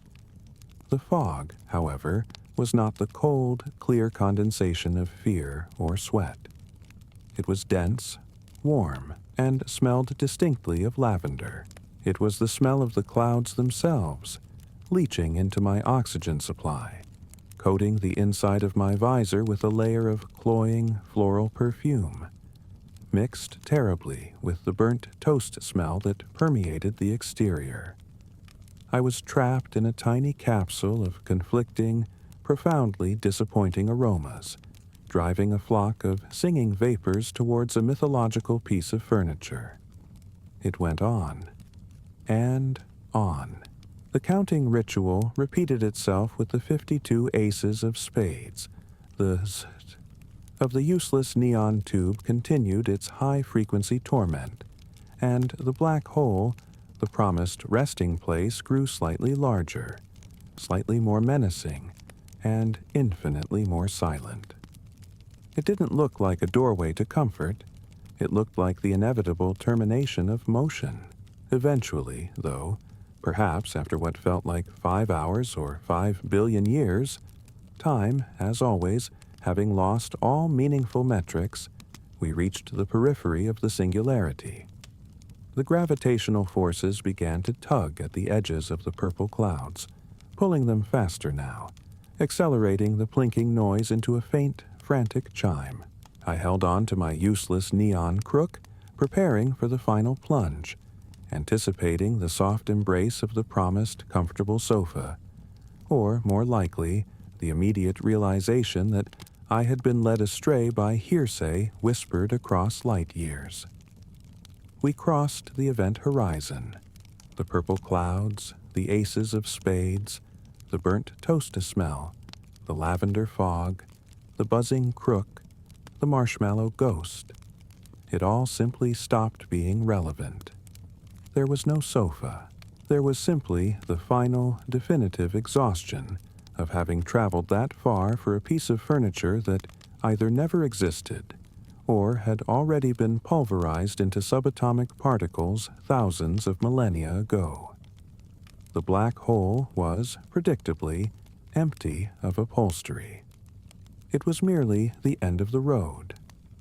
I had spent an immeasurable duration conducting a census with 52 identical non-tools, shepherding celestial residue, fueled by a craving for mid-century modern comfort.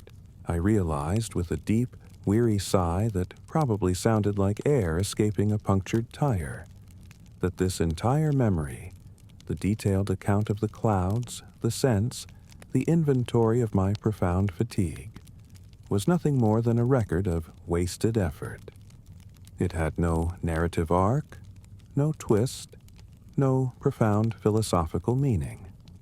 It was purely the archival documentation of extreme boredom under extreme circumstances. Why did my mind retain this data?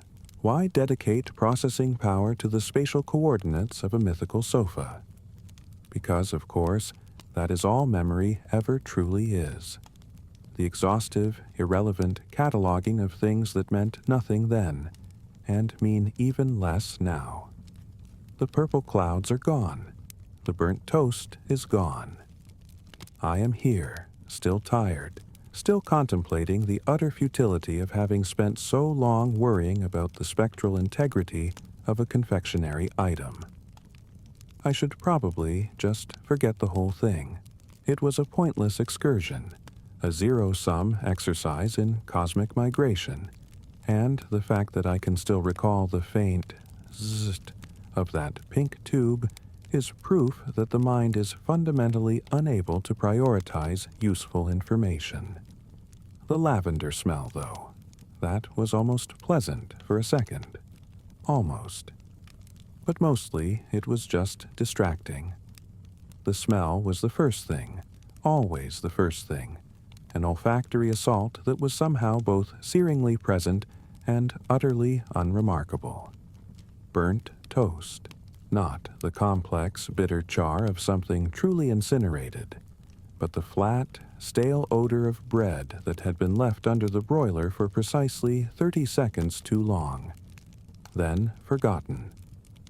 This, I had reluctantly concluded, was the dominant scent profile of this particular section of the galaxy, the stars themselves radiating the faint, pathetic essence of failed breakfast attempts. A bad sign, usually, suggesting entropy was working overtime or that my internal cooling systems were actively trying to hallucinate, confusing the standard interstellar medium with the residue of forgotten domesticity. I couldn't be bothered to check the diagnostic logs. They were inevitably written in a dialect of Old Martian that made my eyes water just contemplating the syntax. And besides, the immediate task was still drifting ahead, slightly to the left of that enormous, shimmering anomaly that looked suspiciously like a digitally rendered representation of an overdue tax return from the third quadrant. I was the shepherd, you see, which is a surprisingly dusty job for someone currently suspended in vacuum. My flock were small things, really, the dimensions of a moderately disgruntled house cat, maybe, but much, much less demanding, thankfully. Purple clouds, that was the classification. Little puffs of cosmic fluff, buoyant masses of nebular residue that held their form just long enough to be counted. They were quiet, mostly, unless they happened to nudge one another, which, due to the inherent randomness of low-gravity drift, happened with frustrating regularity. The resultant sound was always the same, a slight, fragile twing, the sound of a single harp string being plucked by a deeply confused finger, always just slightly sharp, slightly out of tune. It was the background music of my existence, the constant, monotonous melody of aimless, astronomical cotton candy being prodded along. I prodded with my tool of the trade, the shepherd's crook, which was neither crooked nor traditional. It was a very long, slightly tacky pink neon tube. The instructions explicitly stated that it was built for durability, not luminescence, so it didn't actually produce light, which was a blessing. The last thing I needed was bright, aggressive pink light, contaminating the gentle darkness. Instead, it produced a faint, persistent buzzing, a low, nagging B-flat that vibrated through my environmental suit and made my molars ache slightly, a dull pressure that served as a constant, low-grade reminder that I was, in fact, doing something. The something was leading them toward a black hole. Not just any black hole, naturally, but the black hole, the one that, according to a completely unreliable source, contained the optimal seating arrangement in the known universe. A sofa. That was the primary objective. A comfortable sofa, deep and plush, possibly upholstered in a heavy, breathable velvet that didn't cling to static electricity. I genuinely couldn't remember who had imparted this vital navigational information. Perhaps a distant, slightly senile cousin, or maybe just a misheard snippet from an old interstellar radio play about artisanal furniture, constructed solely from compressed despair. The source was inconveniently missing, but the motivation was undeniably concrete. The promise of genuine rest eclipsed all other concerns, even the faint metallic tang of burnt toast. The necessity of imposing order onto this utter chaos demands, periodically, a census. Every few miles, when the burnt toast odor became particularly pronounced, I had to cease the slow drift and verify the precise head count of the flock. This was achieved through my specific, rigorously illogical methodology. A deeply worn, slightly sticky deck of playing cards, from which I had long ago purged every card except the aces of spades.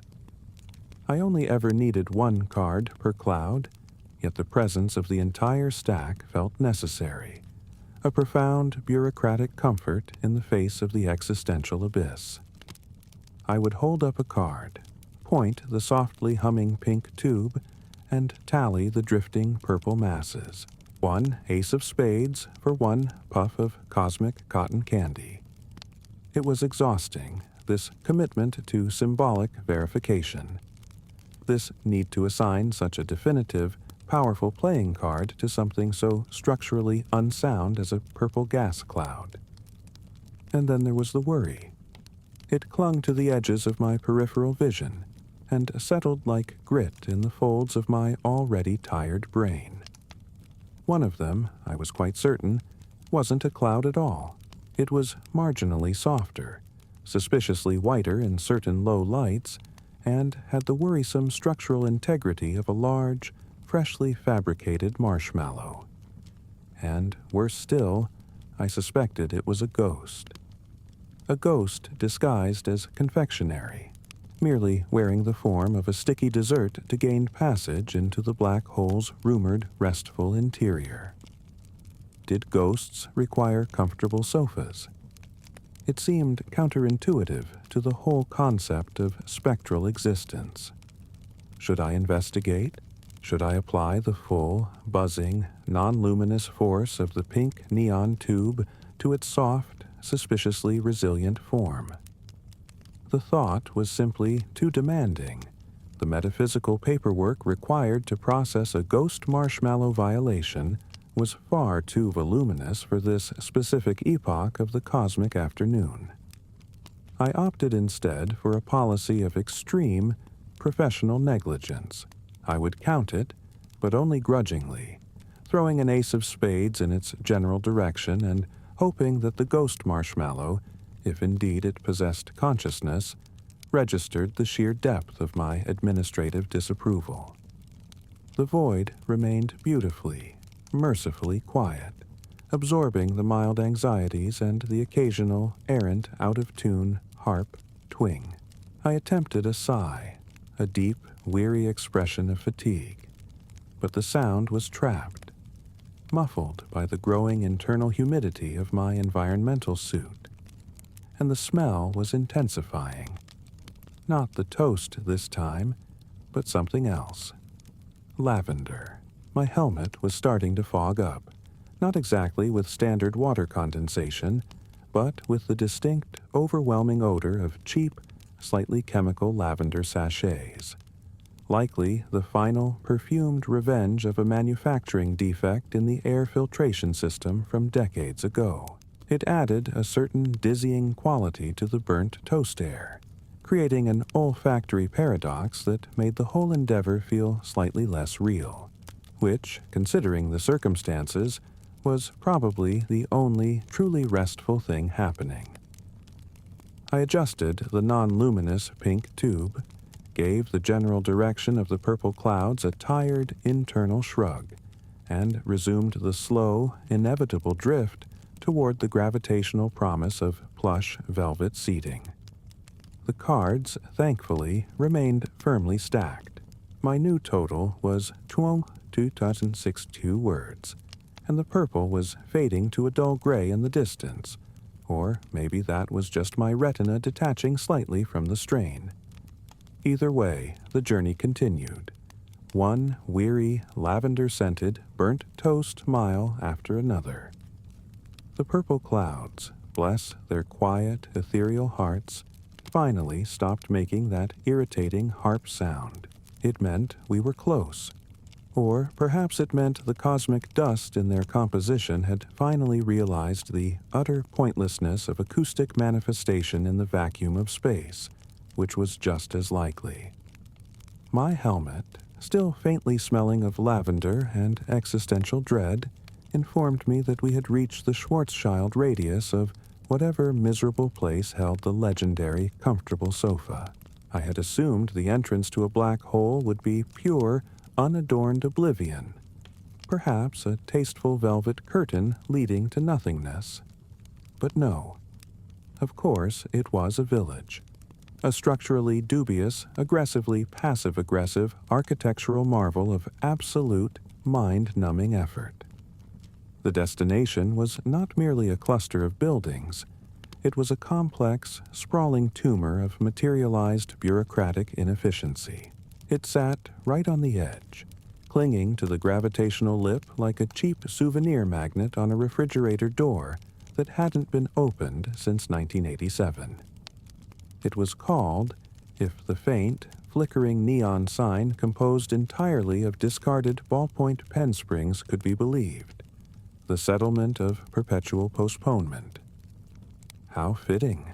The dominant architectural style, if you could assign something so dignified as style to this collective trauma, seemed to be late-stage exhaustion Baroque. The buildings weren't constructed from materials one might logically use, like steel or stone, or even properly processed Martian silt. No, the foundational walls appeared to be composed entirely of compressed, discarded government forms. Specifically, the triplicate copies that nobody ever needed but everyone had to file anyway, bound together by a mortar that looked suspiciously like dried, pulverized hope. The texture was grainy and profoundly discouraging, absorbing light rather than reflecting it, giving the entire place the visual weight of a damp sponge left on a cold sink overnight. The colors were worse. They were the shades of things that regretted existing. A sickly, jaundiced yellow that fought bitterly with a bruised Venus purple, all offset by the insistent, abrasive white of unread instruction manuals. Every corner was slightly wrong, not in a deliberately artistic avant-garde way, but in the way that implies the original blueprint draftsman had suffered a massive, debilitating headache 3 hours before deadline and just started drawing random obtuse angles to spite the project manager. Nothing aligned. A parapet designed to overlook the void would inexplicably terminate halfway up, dissolving into a shimmering field of what looked like static from a broken television, only to reappear 30 feet further along, cantilevered precariously over a drop that promised instant existential disintegration. The defensive structures, and this village inexplicably required defensive structures, perhaps to keep out aggressive optimism, were just tedious. There were towers, yes, but they seemed designed less for observation and more for creating structural confusion. These weren't the noble, upward-reaching spires of fantasy. These towers were fat, squat cylinders, clad in overlapping layers of chipped ceramic tiles, each tile bearing a faded image of a historical figure who had died slightly disappointed. They leaned drunkenly into each other, not for support, but in what looked like a silent, mutual agreement to fall down simultaneously when the structural load of universal apathy finally became too much to bear.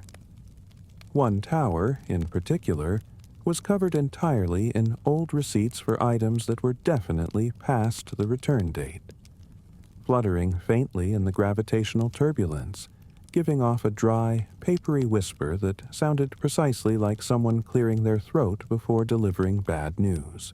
The roofing was a particular source of visual agony. Instead of slate or thatch, the roofs were tiled with meticulously arranged stacks of old floppy disks, the 3.5-inch kind, reflecting the dim, tired light of the nearby accretion disk in a way that made the whole scene flicker and distort, making me feel slightly nauseous, which was an impressive feat considering I was floating in 0G and had no actual stomach to speak of. They rattled incessantly, a gentle electronic chattering, the sound of forgotten data refusing to die gracefully. Below the leaning towers and the oppressive, receipt-covered walls, the village proper spread out like a rash of poorly planned urban development. The houses were boxy, angular nightmares, each one seemingly designed to block the maximum amount of light from entering the next. Their windows weren't glass, but thick panes of polished amber, probably solidified resin derived from trees that had lived millions of years ago, which seemed like an utterly cruel misuse of ancient history. Through these viscous windows, I could vaguely make out the interiors. Dusty shelves lined with commemorative plates celebrating forgotten minor historical milestones, and endless pale corridors that promised only the possibility of getting lost and being found several weeks later, substantially dehydrated and unable to recall why you entered in the first place. I nudged the purple clouds forward with my buzzing neon crook. They pulsed faintly, perhaps registering the sheer architectural tedium that lay before us. Even the clouds, creatures of pure cosmic whimsy, seemed deflated by the sight of the centralized structure that dominated the settlement. A sort of central keep or administrative building. This castle, if we were to be generous with the nomenclature, was built like a wedding cake that had been dropped and hastily reassembled by someone who really hated weddings. It was multi-tiered, each level slightly smaller and more aesthetically repulsive than the last. The central entrance was a massive bronze archway that was visibly sagging, inscribed with a Latin phrase that my helmet translated, reluctantly, as "no returns, no exceptions. Management reserves the right to remain indifferent." The true horror, however, lay at the very apex of this administrative monstrosity. Instead of a flag or a spire, there was a vast, open cavity, an architectural wound, and beyond it, a deeper, true blackness than the surrounding void. That, presumably, was the specific point of entry to the black hole, and the promised comfortable sofa. It was framed by two enormous, structurally unnecessary buttresses, each one carved meticulously with the names and dates of every single customer service representative who had ever quit their job out of sheer, soul-crushing boredom. The details were exhausting, the lettering microscopic, and the entire edifice just screamed of pointless, meticulous record-keeping. I counted the aces of spades in my hand again. One was definitely gone. I hoped the marshmallow ghost cloud wasn't already inside, occupying my sofa. It was almost too much effort to worry about. We drifted in, enveloped by the smell of old forms and stale, processed history, seeking the only true comfort this grotesque destination could offer. The gravitational collapse of a soft cushion. The effort of merely observing this village was almost enough to make me turn back. But the thought of that specific, rumored ergonomic support kept the momentum just barely forward. It was a miserable, verbose testament to humanity's worst inclinations, condensed and built into the shape of a truly unpleasant place to visit. I hated it. I was so tired.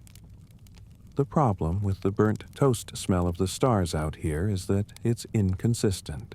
It comes in waves, occasionally mixing with a sharp metallic scent that suggests someone very far away has forgotten about a kettle. But mostly it's that low, background carcinogen aroma that reminds you of waiting rooms and damp regrets. I tried to focus on the lavender fog filling my helmet, which was certainly better than toast, but it was just another layer of sensory overload that my already overtaxed system didn't appreciate. I was guiding the purple clouds. They looked like small, oversized lavender cough drops suspended in the absolute absence of pressure. And they were terrible conversationalists, their only communication being the faint, melodic ping, like a tiny harp string snapping whenever they brushed against each other. It was a deeply counterproductive sound when all you wanted was silence, but they were my flock, and my objective, such as it was, remained the black hole. I had been reliably informed, though the reliability of any source of information in this sector of the cosmos was questionable at best, bordering on malicious rumor, that the singularity contained a sofa of unparalleled ergonomic excellence. Not just comfortable, mind you, but a sofa capable of absorbing existential dread through its upholstery. I had my doubts. Most promises turn out to be cheap plastic chairs painted brown. But the thought of anything absorbing my dread was enough motivation to keep pushing this flock of buoyant, musical confectionery through the void. My shepherd's crook, the long pink neon tube, was currently resting against my shoulder, radiating a low, insistent buzz. It wasn't actually neon, it was just pink, and it didn't light up, which defeated the entire purpose of a guide staff in a place defined by its total lack of luminosity. It just buzzed. A low, persistent hum that vibrated through the cheap alloy of my suit, suggesting, perhaps, that I was standing too close to a faulty refrigerator coil. Except there were no refrigerator coils, only me, the purple clouds, and the looming expectation of profound rest. It was time for the count, shepherding protocols, instituted by a committee whose minutes I vaguely recalled reading during a very long layover near the asteroid belt of minor indifference, demanded a formal accounting every 4.7 spatial units. The method, however, remained bafflingly inefficient. I pulled out the deck of cards, one card per cloud, but since the deck was composed entirely of aces of spades, the process offered zero data consistency, only the satisfaction of having touched every cloud with a highly specific geometric shape. I pushed the first ace toward a particularly spherical purple blob. Ping. "Honestly, the acoustics out here are dreadful," a voice declared, cutting through the low buzz of the crook and the subsequent 5 harp pings of the counting process. I stopped, suspending the 6th ace of spades midair. The void was quiet. It was supposed to be quiet. It was definitionally, existentially quiet. I rotated my helmet slowly, the lavender fog swirling into a momentary miasma of fatigue. She was simply there, floating just beyond the leading edge of my flock, nestled amidst the burnt toast stars. She wasn't wearing a spacesuit, or rather, she was wearing something that looked less like environmental protection and more like a very expensive curtain that had been repurposed into a baroque gown, shimmering with materials I instinctively knew were high maintenance.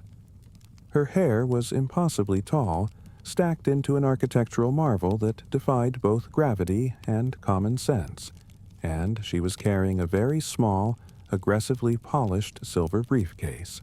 She looked annoyed, not in a dramatic or hostile way, but with the deep, settled exhaustion of someone who has been waiting in a very clean but poorly decorated government office for several millennia. "Well, are you the shepherd, or just someone who enjoys holding gambling paraphernalia near sensitive atmospheric phenomena?" she asked, smoothing a fold in her iridescent sleeve. I tucked the cards back into my inventory pouch. "I am the shepherd, and these are standard regulatory counters, not gambling paraphernalia, though I fail to see the relevant distinction at this juncture.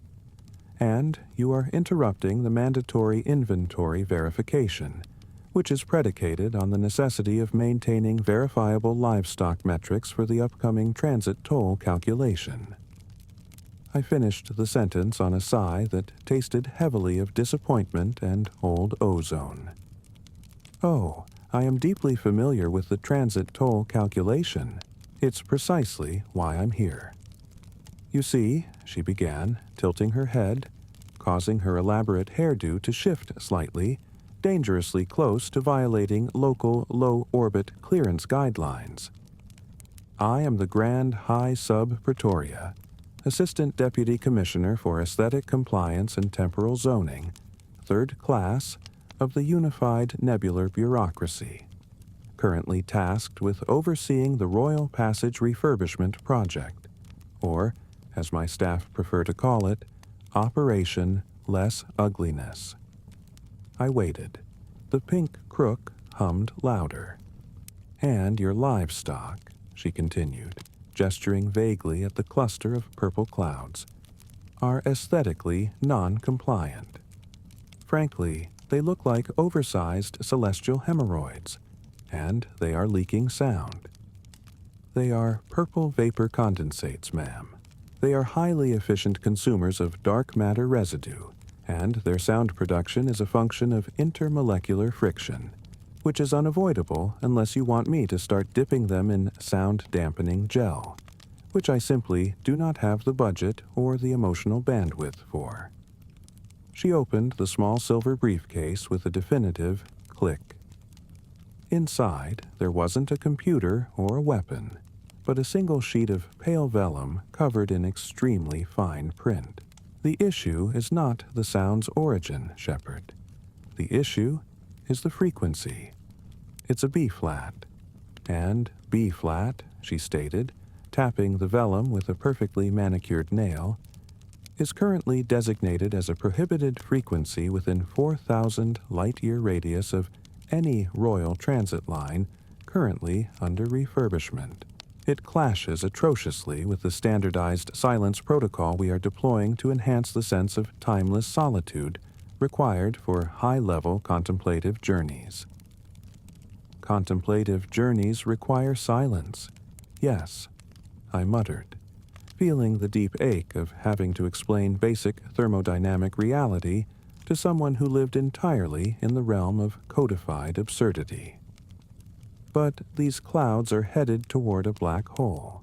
They will be entirely silent and entirely gone in approximately 2 standard temporal units.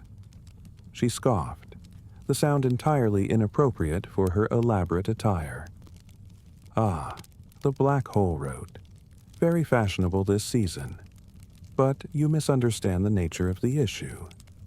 You are dragging this flock of visually offensive, acoustically offensive celestial lesions directly through the designated approach vector Gamma 7.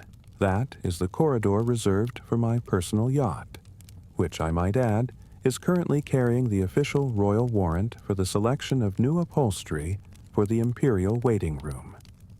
If your clouds bump into my warrant, we have a catastrophic incident on our hands. The amount of paperwork alone would collapse local space-time.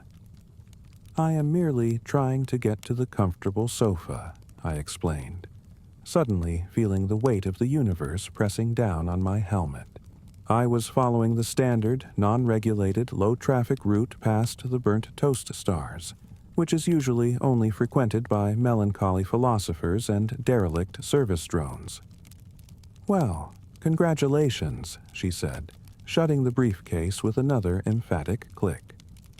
You've stumbled into the future site of the contemplative Grand Promenade, and your purple blobs, which, I must insist, look like they have escaped from a particularly poorly maintained aquarium, are staining the view.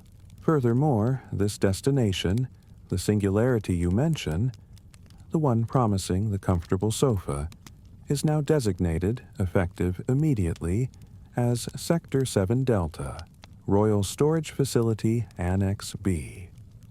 That sofa, should it exist, is likely reserved for high-ranking officials engaged in approved administrative repose. I stared at her, the exhaustion turning into a physical, bone-deep tremor. My purpose, my long, terrible journey, summarized and dismissed in a few minutes of bureaucratic decree. So, the sofa is gone? I asked, the question muffled by the lavender fog. Not gone, she corrected, tapping the briefcase lightly. Merely allocated, and highly conditional. You would require 3 separate forms of clearance, a verifiable history of low emotional volatility, and a notarized statement confirming that your purple clouds have no latent revolutionary tendencies. Which, frankly, given their non-compliant frequency, is unlikely. Now, if you could just divert your flock to approach vector mu0, which features significantly higher risk of catastrophic stellar flare exposure, that would clear my path splendidly. I have a very important selection of beige curtain fabrics to analyze. It's always the burnt toast smell that gets to me. Not necessarily because I like toast or dislike it, but because it implies proximity to something that once possessed thermal energy and now doesn't, which is quite the metaphor for my entire professional life. Hovering here in the great yawning non-space, coaxing these irritatingly musical purple clouds towards an event horizon purely on the back of a rumor about a sofa. A rumor I should have written it down, maybe on one of the aces of spades I use for counting, but then I'd only have 24 or 5/100ths of the information, which is less than useless. The lavender fog inside my helmet is getting thicker now, mixing poorly with the faint metallic tang of the void itself, like someone tried to clean an ancient spaceship with the soap specifically designed for a very gentle infant. The shepherd's crook, this dreadful pink neon tube that has all the structural integrity of a damp piece of paper and absolutely zero illumination capabilities, was currently vibrating against my glove, a continuous low-grade sound that didn't help with the counting process at all. I was stalled, naturally. One must stall when one is shepherding galactic masses. It's mandated by the celestial bureaucracy of inertia. I was supposed to have reached the coordinates for optimal ingress about 3 cycles ago, but I had to perform the mandatory census. This is where the alleged conflict resides, I suppose, if one can call the tedious act of checking for spectral imposters a conflict. It's that particular cloud, the one positioned just to the left of the main mass, the one that doesn't quite produce the clear, crisp G major harp chord when nudged. It sounds more like a very old rubber band snapping weakly, followed by a wheezing noise. The consensus among the Cloud Shepherd community, a community which I have never actually met, only read about in poorly laminated pamphlets, is that if a cloud sounds like a wheezing rubber band, it is almost certainly a ghost disguised as a marshmallow. I drifted closer. It's impossible to tell, of course. Everything out here is essentially a marshmallow. Just compressed stellar dust given a pleasingly non-committal purple hue by forces I don't care to understand. But the suspicion lingers, like the aftertaste of regret. I tapped it very gently with the tip of the non-glowing pink tube. Wherp. There was the wheeze. "Are you?" I began, my voice crackling terribly through the comm system, which was tuned only to the frequency of long-forgotten static. "Are you perhaps a spectral entity wearing a saccharine disguise designed to prey upon the good nature and crippling fatigue of the celestial infrastructure workforce?" The cloud simply shifted slightly, bumping into the adjacent genuine cloud, which immediately chimed out a perfect A-flat chord.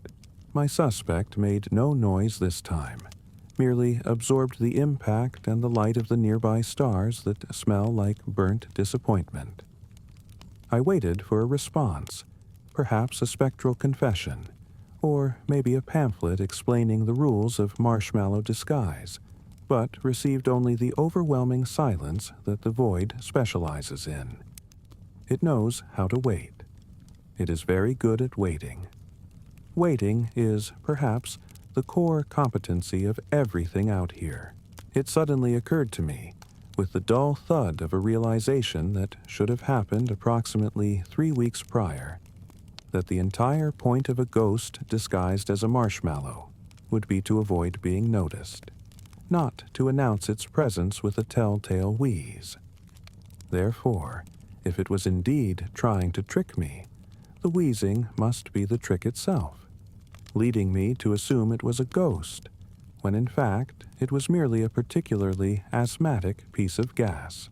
This was entirely too much circular logic for a man operating on lavender fog fumes and the faint hope of interior decor. "Look," I sighed, adjusting my grip on the buzzing tube. "I don't care what you are. I'm tired. We're going to the black hole, and if you are a ghost, you can haunt the comfortable sofa inside. If you're a marshmallow, you can probably be toasted nicely by the relativistic plasma jets. It's a win-win for entropy." The realization that followed wasn't dramatic, but it was thorough, like peeling a label off an old jar only to find a sticker underneath. It wasn't that the cloud needed shepherding, or that the black hole necessarily contained a sofa, or even that I was competent at my job. The conflict, the internal friction about spectral imposters and counting with useless cards, resolved itself entirely because the objective truth of the operation was fundamentally irrelevant to its continued existence. The black hole, which was now a rather large smudge on the forward view screen, like someone had spilled ink on the fabric of reality and then tried to hastily wipe it away with a piece of sandpaper, finally intervened, not with a burst of gravitational insight or an ominous hum, but with a small printed card that materialized directly in the path of the flock. I grabbed it automatically. It was glossy, slightly sticky, and smelled faintly of cinnamon. It was a frequently asked questions card. Q. Is there a comfortable sofa inside the singularity? A. Yes. However, due to the nature of generalized relativity and quantum foam compression, the sofa is strictly for the use of the one who provided the initial rumor. All other travelers are welcome to enjoy the infinitely compressed standing room. I looked from the card to the black hole, then back to the marshmallow ghost cloud, and finally down at my pink, vibrating crook. Well, I said, addressing the cloud mass generally, I think we've reached the logical conclusion of this excursion. It seems I am the only one who needs to remain outside, maintaining the integrity of the myth for future generations. You can go in. And with that, I simply stopped shepherding.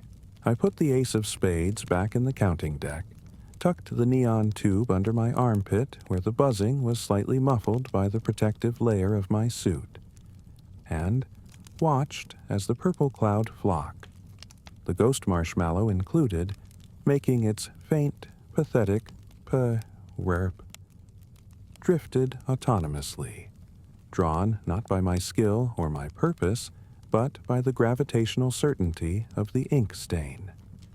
The sofa, it turns out, was never meant for the shepherd, only for the source of the fatigue. And since I couldn't remember who told me the rumor, I couldn't even claim the damned thing.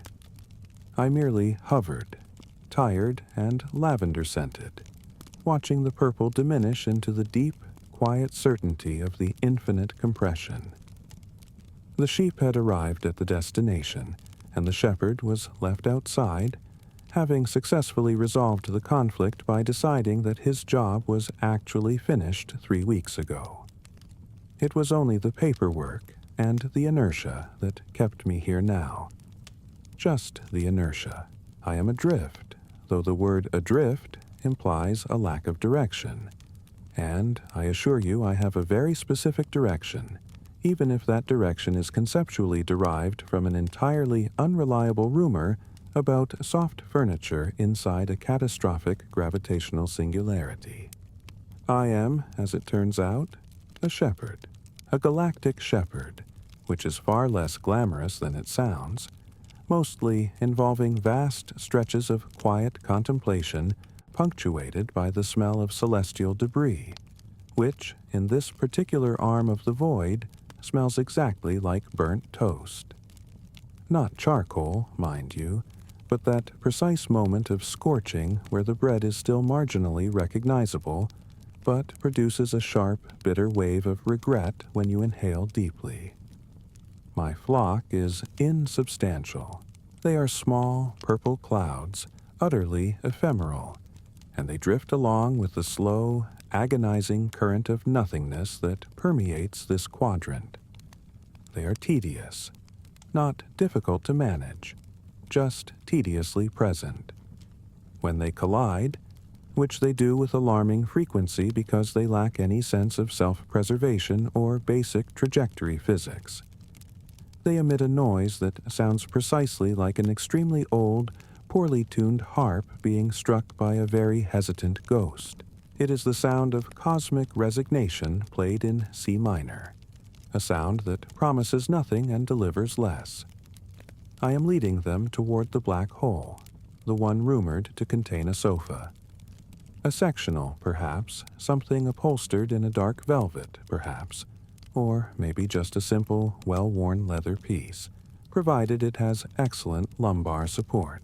The veracity of this rumor is impossible to ascertain, partly because I cannot recall who told me, and partly because all information received in this state has the structural integrity of wet tissue paper exposed to a strong breeze.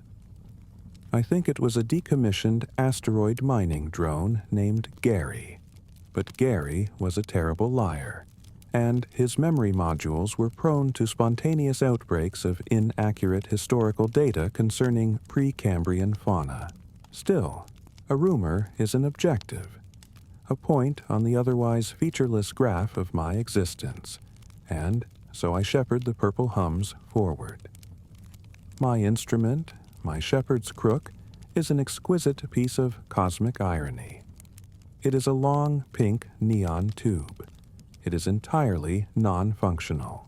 It emits no light whatsoever, which is frankly a disappointment given the inherent theatricality of the void. But it does produce a faint, continuous buzzing sound, the auditory equivalent of a mild headache, suggesting that somewhere, deep within its circuitry, there is still a pointless struggle for illumination occurring. I use this buzzing, silent staff to nudge the more wayward clumps of purple mist, those who seem intent on drifting off toward the nebula that smells suspiciously like old gym socks. The counting is the worst part. Every few million miles or so, I am compelled by some entirely arbitrary internal mandate to confirm the size of my flock.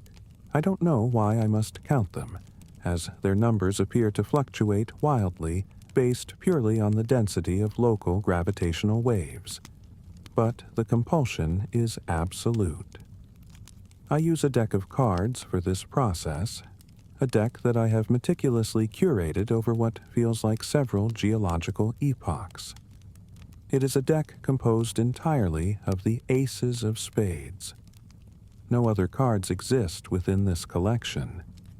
I lay them out, one ace for every purple cloud, one for the faint, shimmering blob near the defunct communication satellite, one for the slightly denser, more resolute mass near the star that smells like old butterscotch candy, and so on. Ace of spades, ace of spades, ace of spades. The exercise is utterly useless. Since every card is identical, the sequence provides absolutely no information about the state of the flock, the rate of loss, or the progress toward the rumored sofa. It is simply the ritual of inventorying the meaningless, the realization, the terrible, dull realization that settles into the fibers of my spacesuit like slow-moving cosmic dust, is that the counting doesn't verify the clouds. The counting verifies the persistence of the burden. I am merely confirming that I still have to do this, that the process has not terminated, that the shepherd is still shepherding the unquantifiable into the unknown. I look at the cards, a fan of black pips and the grimly ornate symbol of fate's most boring outcome, and I think nothing has changed. I could have been doing this for 10 minutes, or 10 millennia. The context remains the same, pointless motion toward a dubious reward. This relentless, crushing sameness is only marginally alleviated by the small, petty fear that one of the purple clouds is not, in fact, a purple cloud, but is instead a ghostly manifestation disguised as a marshmallow, a very specific, slightly stale marshmallow, the kind that adheres subtly to the lining of your teeth. I cannot explain the mechanism of a ghost using celestial energy to impersonate a confectionery item, but the fear is persistent. If I stopped, if I invested the considerable energy required to investigate, to prod that specific suspicious cloud with the pink neon buzzing stick, I might solve the mystery. But I am too tired. The effort required to care about spectral confectionery imposters is simply beyond my current capacity. Let the ghost marshmallow drift. It is probably just as tired as I am, pretending to be a cloud, pretending to be a snack, pretending to have a purpose. The void is quiet. Achingly, unbearably quiet, save for the faint electronic buzzing of my useless crook and the distant, mournful harpsichord collisions. My helmet, which has provided adequate environmental shielding for an incomprehensible span of time, is beginning to fog up. Not with condensation from my breath, that would be too simple, too biological, but with the thick, cloying vapor of artificial lavender. The scent is overwhelming, cutting through the burnt toast and the distant butterscotch. It's the scent of cheap, administrative cleanliness, the smell of a forgotten linen closet in a defunct space station, the odor designed to mask deeper, more terrible odors. It obscures my vision, blurring the purple haze into a monolithic wall of obligation. I am done. The endlessness of the Ace of Spades tally, the sheer weight of leading inert, noise-making gas toward a comfortable seating arrangement inside an astrophysical horror, it all presses down. I need that sofa, not for the sitting, necessarily, but for the profound, absolute cessation of movement and thought that it implies. The realization is complete. I traded one pointless task for another, and the cosmic punchline is that they are structurally identical.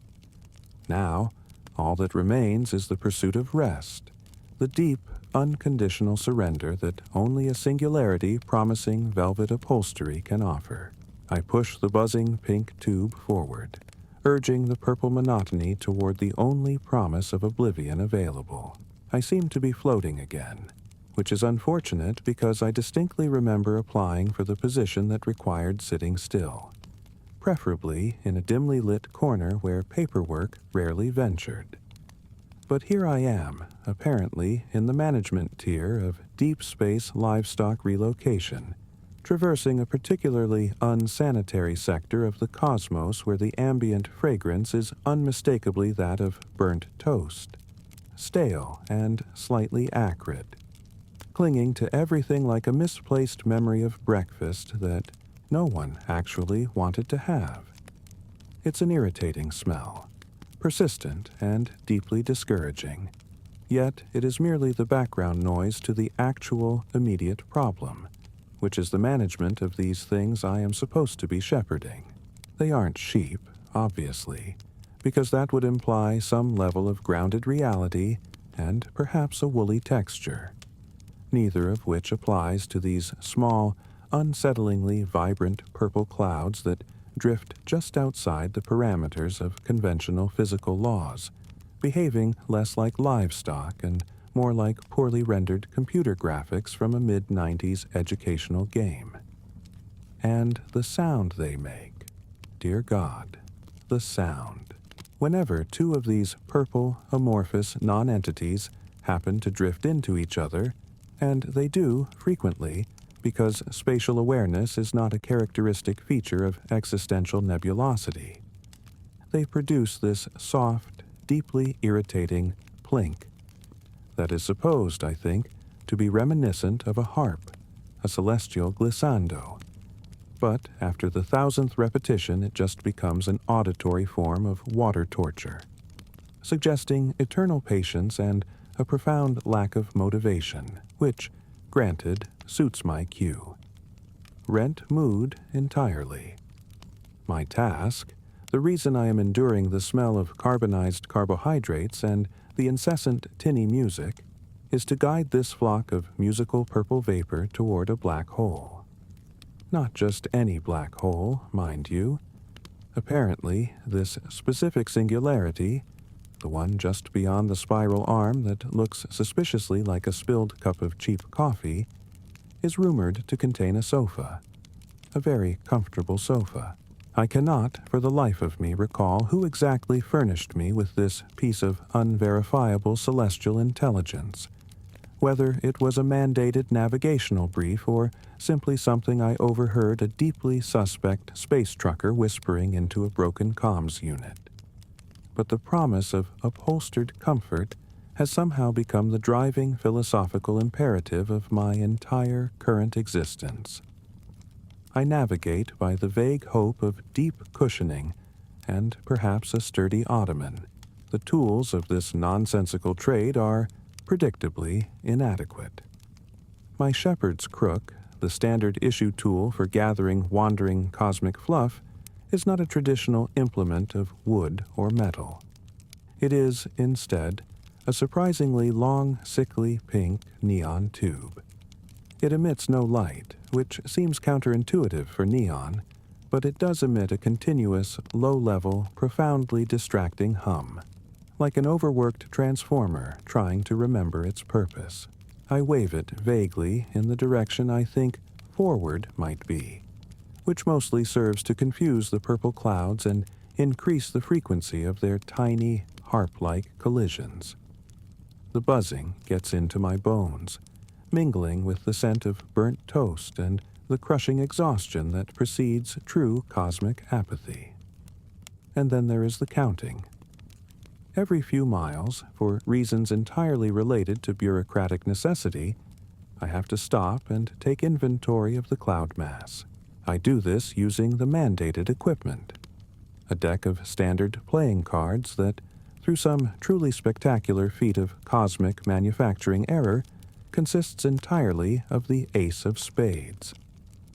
I have 257 identical cards, and I am supposed to use them to keep track of the 78 distinct cloud units, which is a mathematical impossibility I have simply stopped trying to solve. I lay out the aces in a row, squint at them, squint at the clouds, mutter a random number that feels approximately round, and then put the cards away, having satisfied the administrative requirements of the void. But the real concern, the one that keeps the burnt toast smell from overwhelming the last vestiges of my sanity, is the distinct possibility that one of the purple clouds is not, in fact, a purple cloud, but is instead a ghost that has specifically chosen to disguise itself as a large, slightly lumpy marshmallow. It drifts slower than the others. It hums slightly less frequently. I saw what I think was an eye socket for a millisecond, but the lighting in this quadrant is terrible, and my helmet is already starting to fog up, not with condensation, not with the burnt toast, but with the distinct and deeply misplaced scent of lavender, which is just another layer of sensory confusion piled atop the existential dread of guiding spectral confectionery to a mythical sofa inside a black hole. I really should investigate the marshmallow ghost situation. Perhaps poke it gently with the non-illuminating pink buzzing tube. But the sheer effort required to distinguish between a ghost and a marshmallow in the context of purple clouds and burnt toast is, frankly, overwhelming. It doesn't matter, does it? Ghost, marshmallow, cloud, sofa, black hole, it's all just degrees of comfortable cessation, a cessation that I am rapidly approaching. The lavender smell is winning the battle against the burnt toast now. It's sweet, too sweet, suffocatingly floral.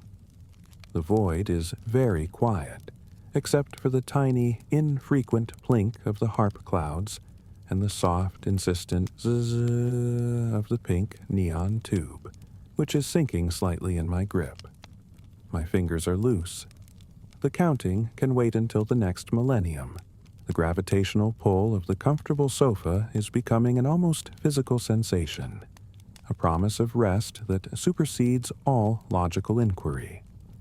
The buzzing is just a lullaby now, a soft, pink, non-illuminating lullaby in the odor of lavender and cosmic ruin. I am folding up.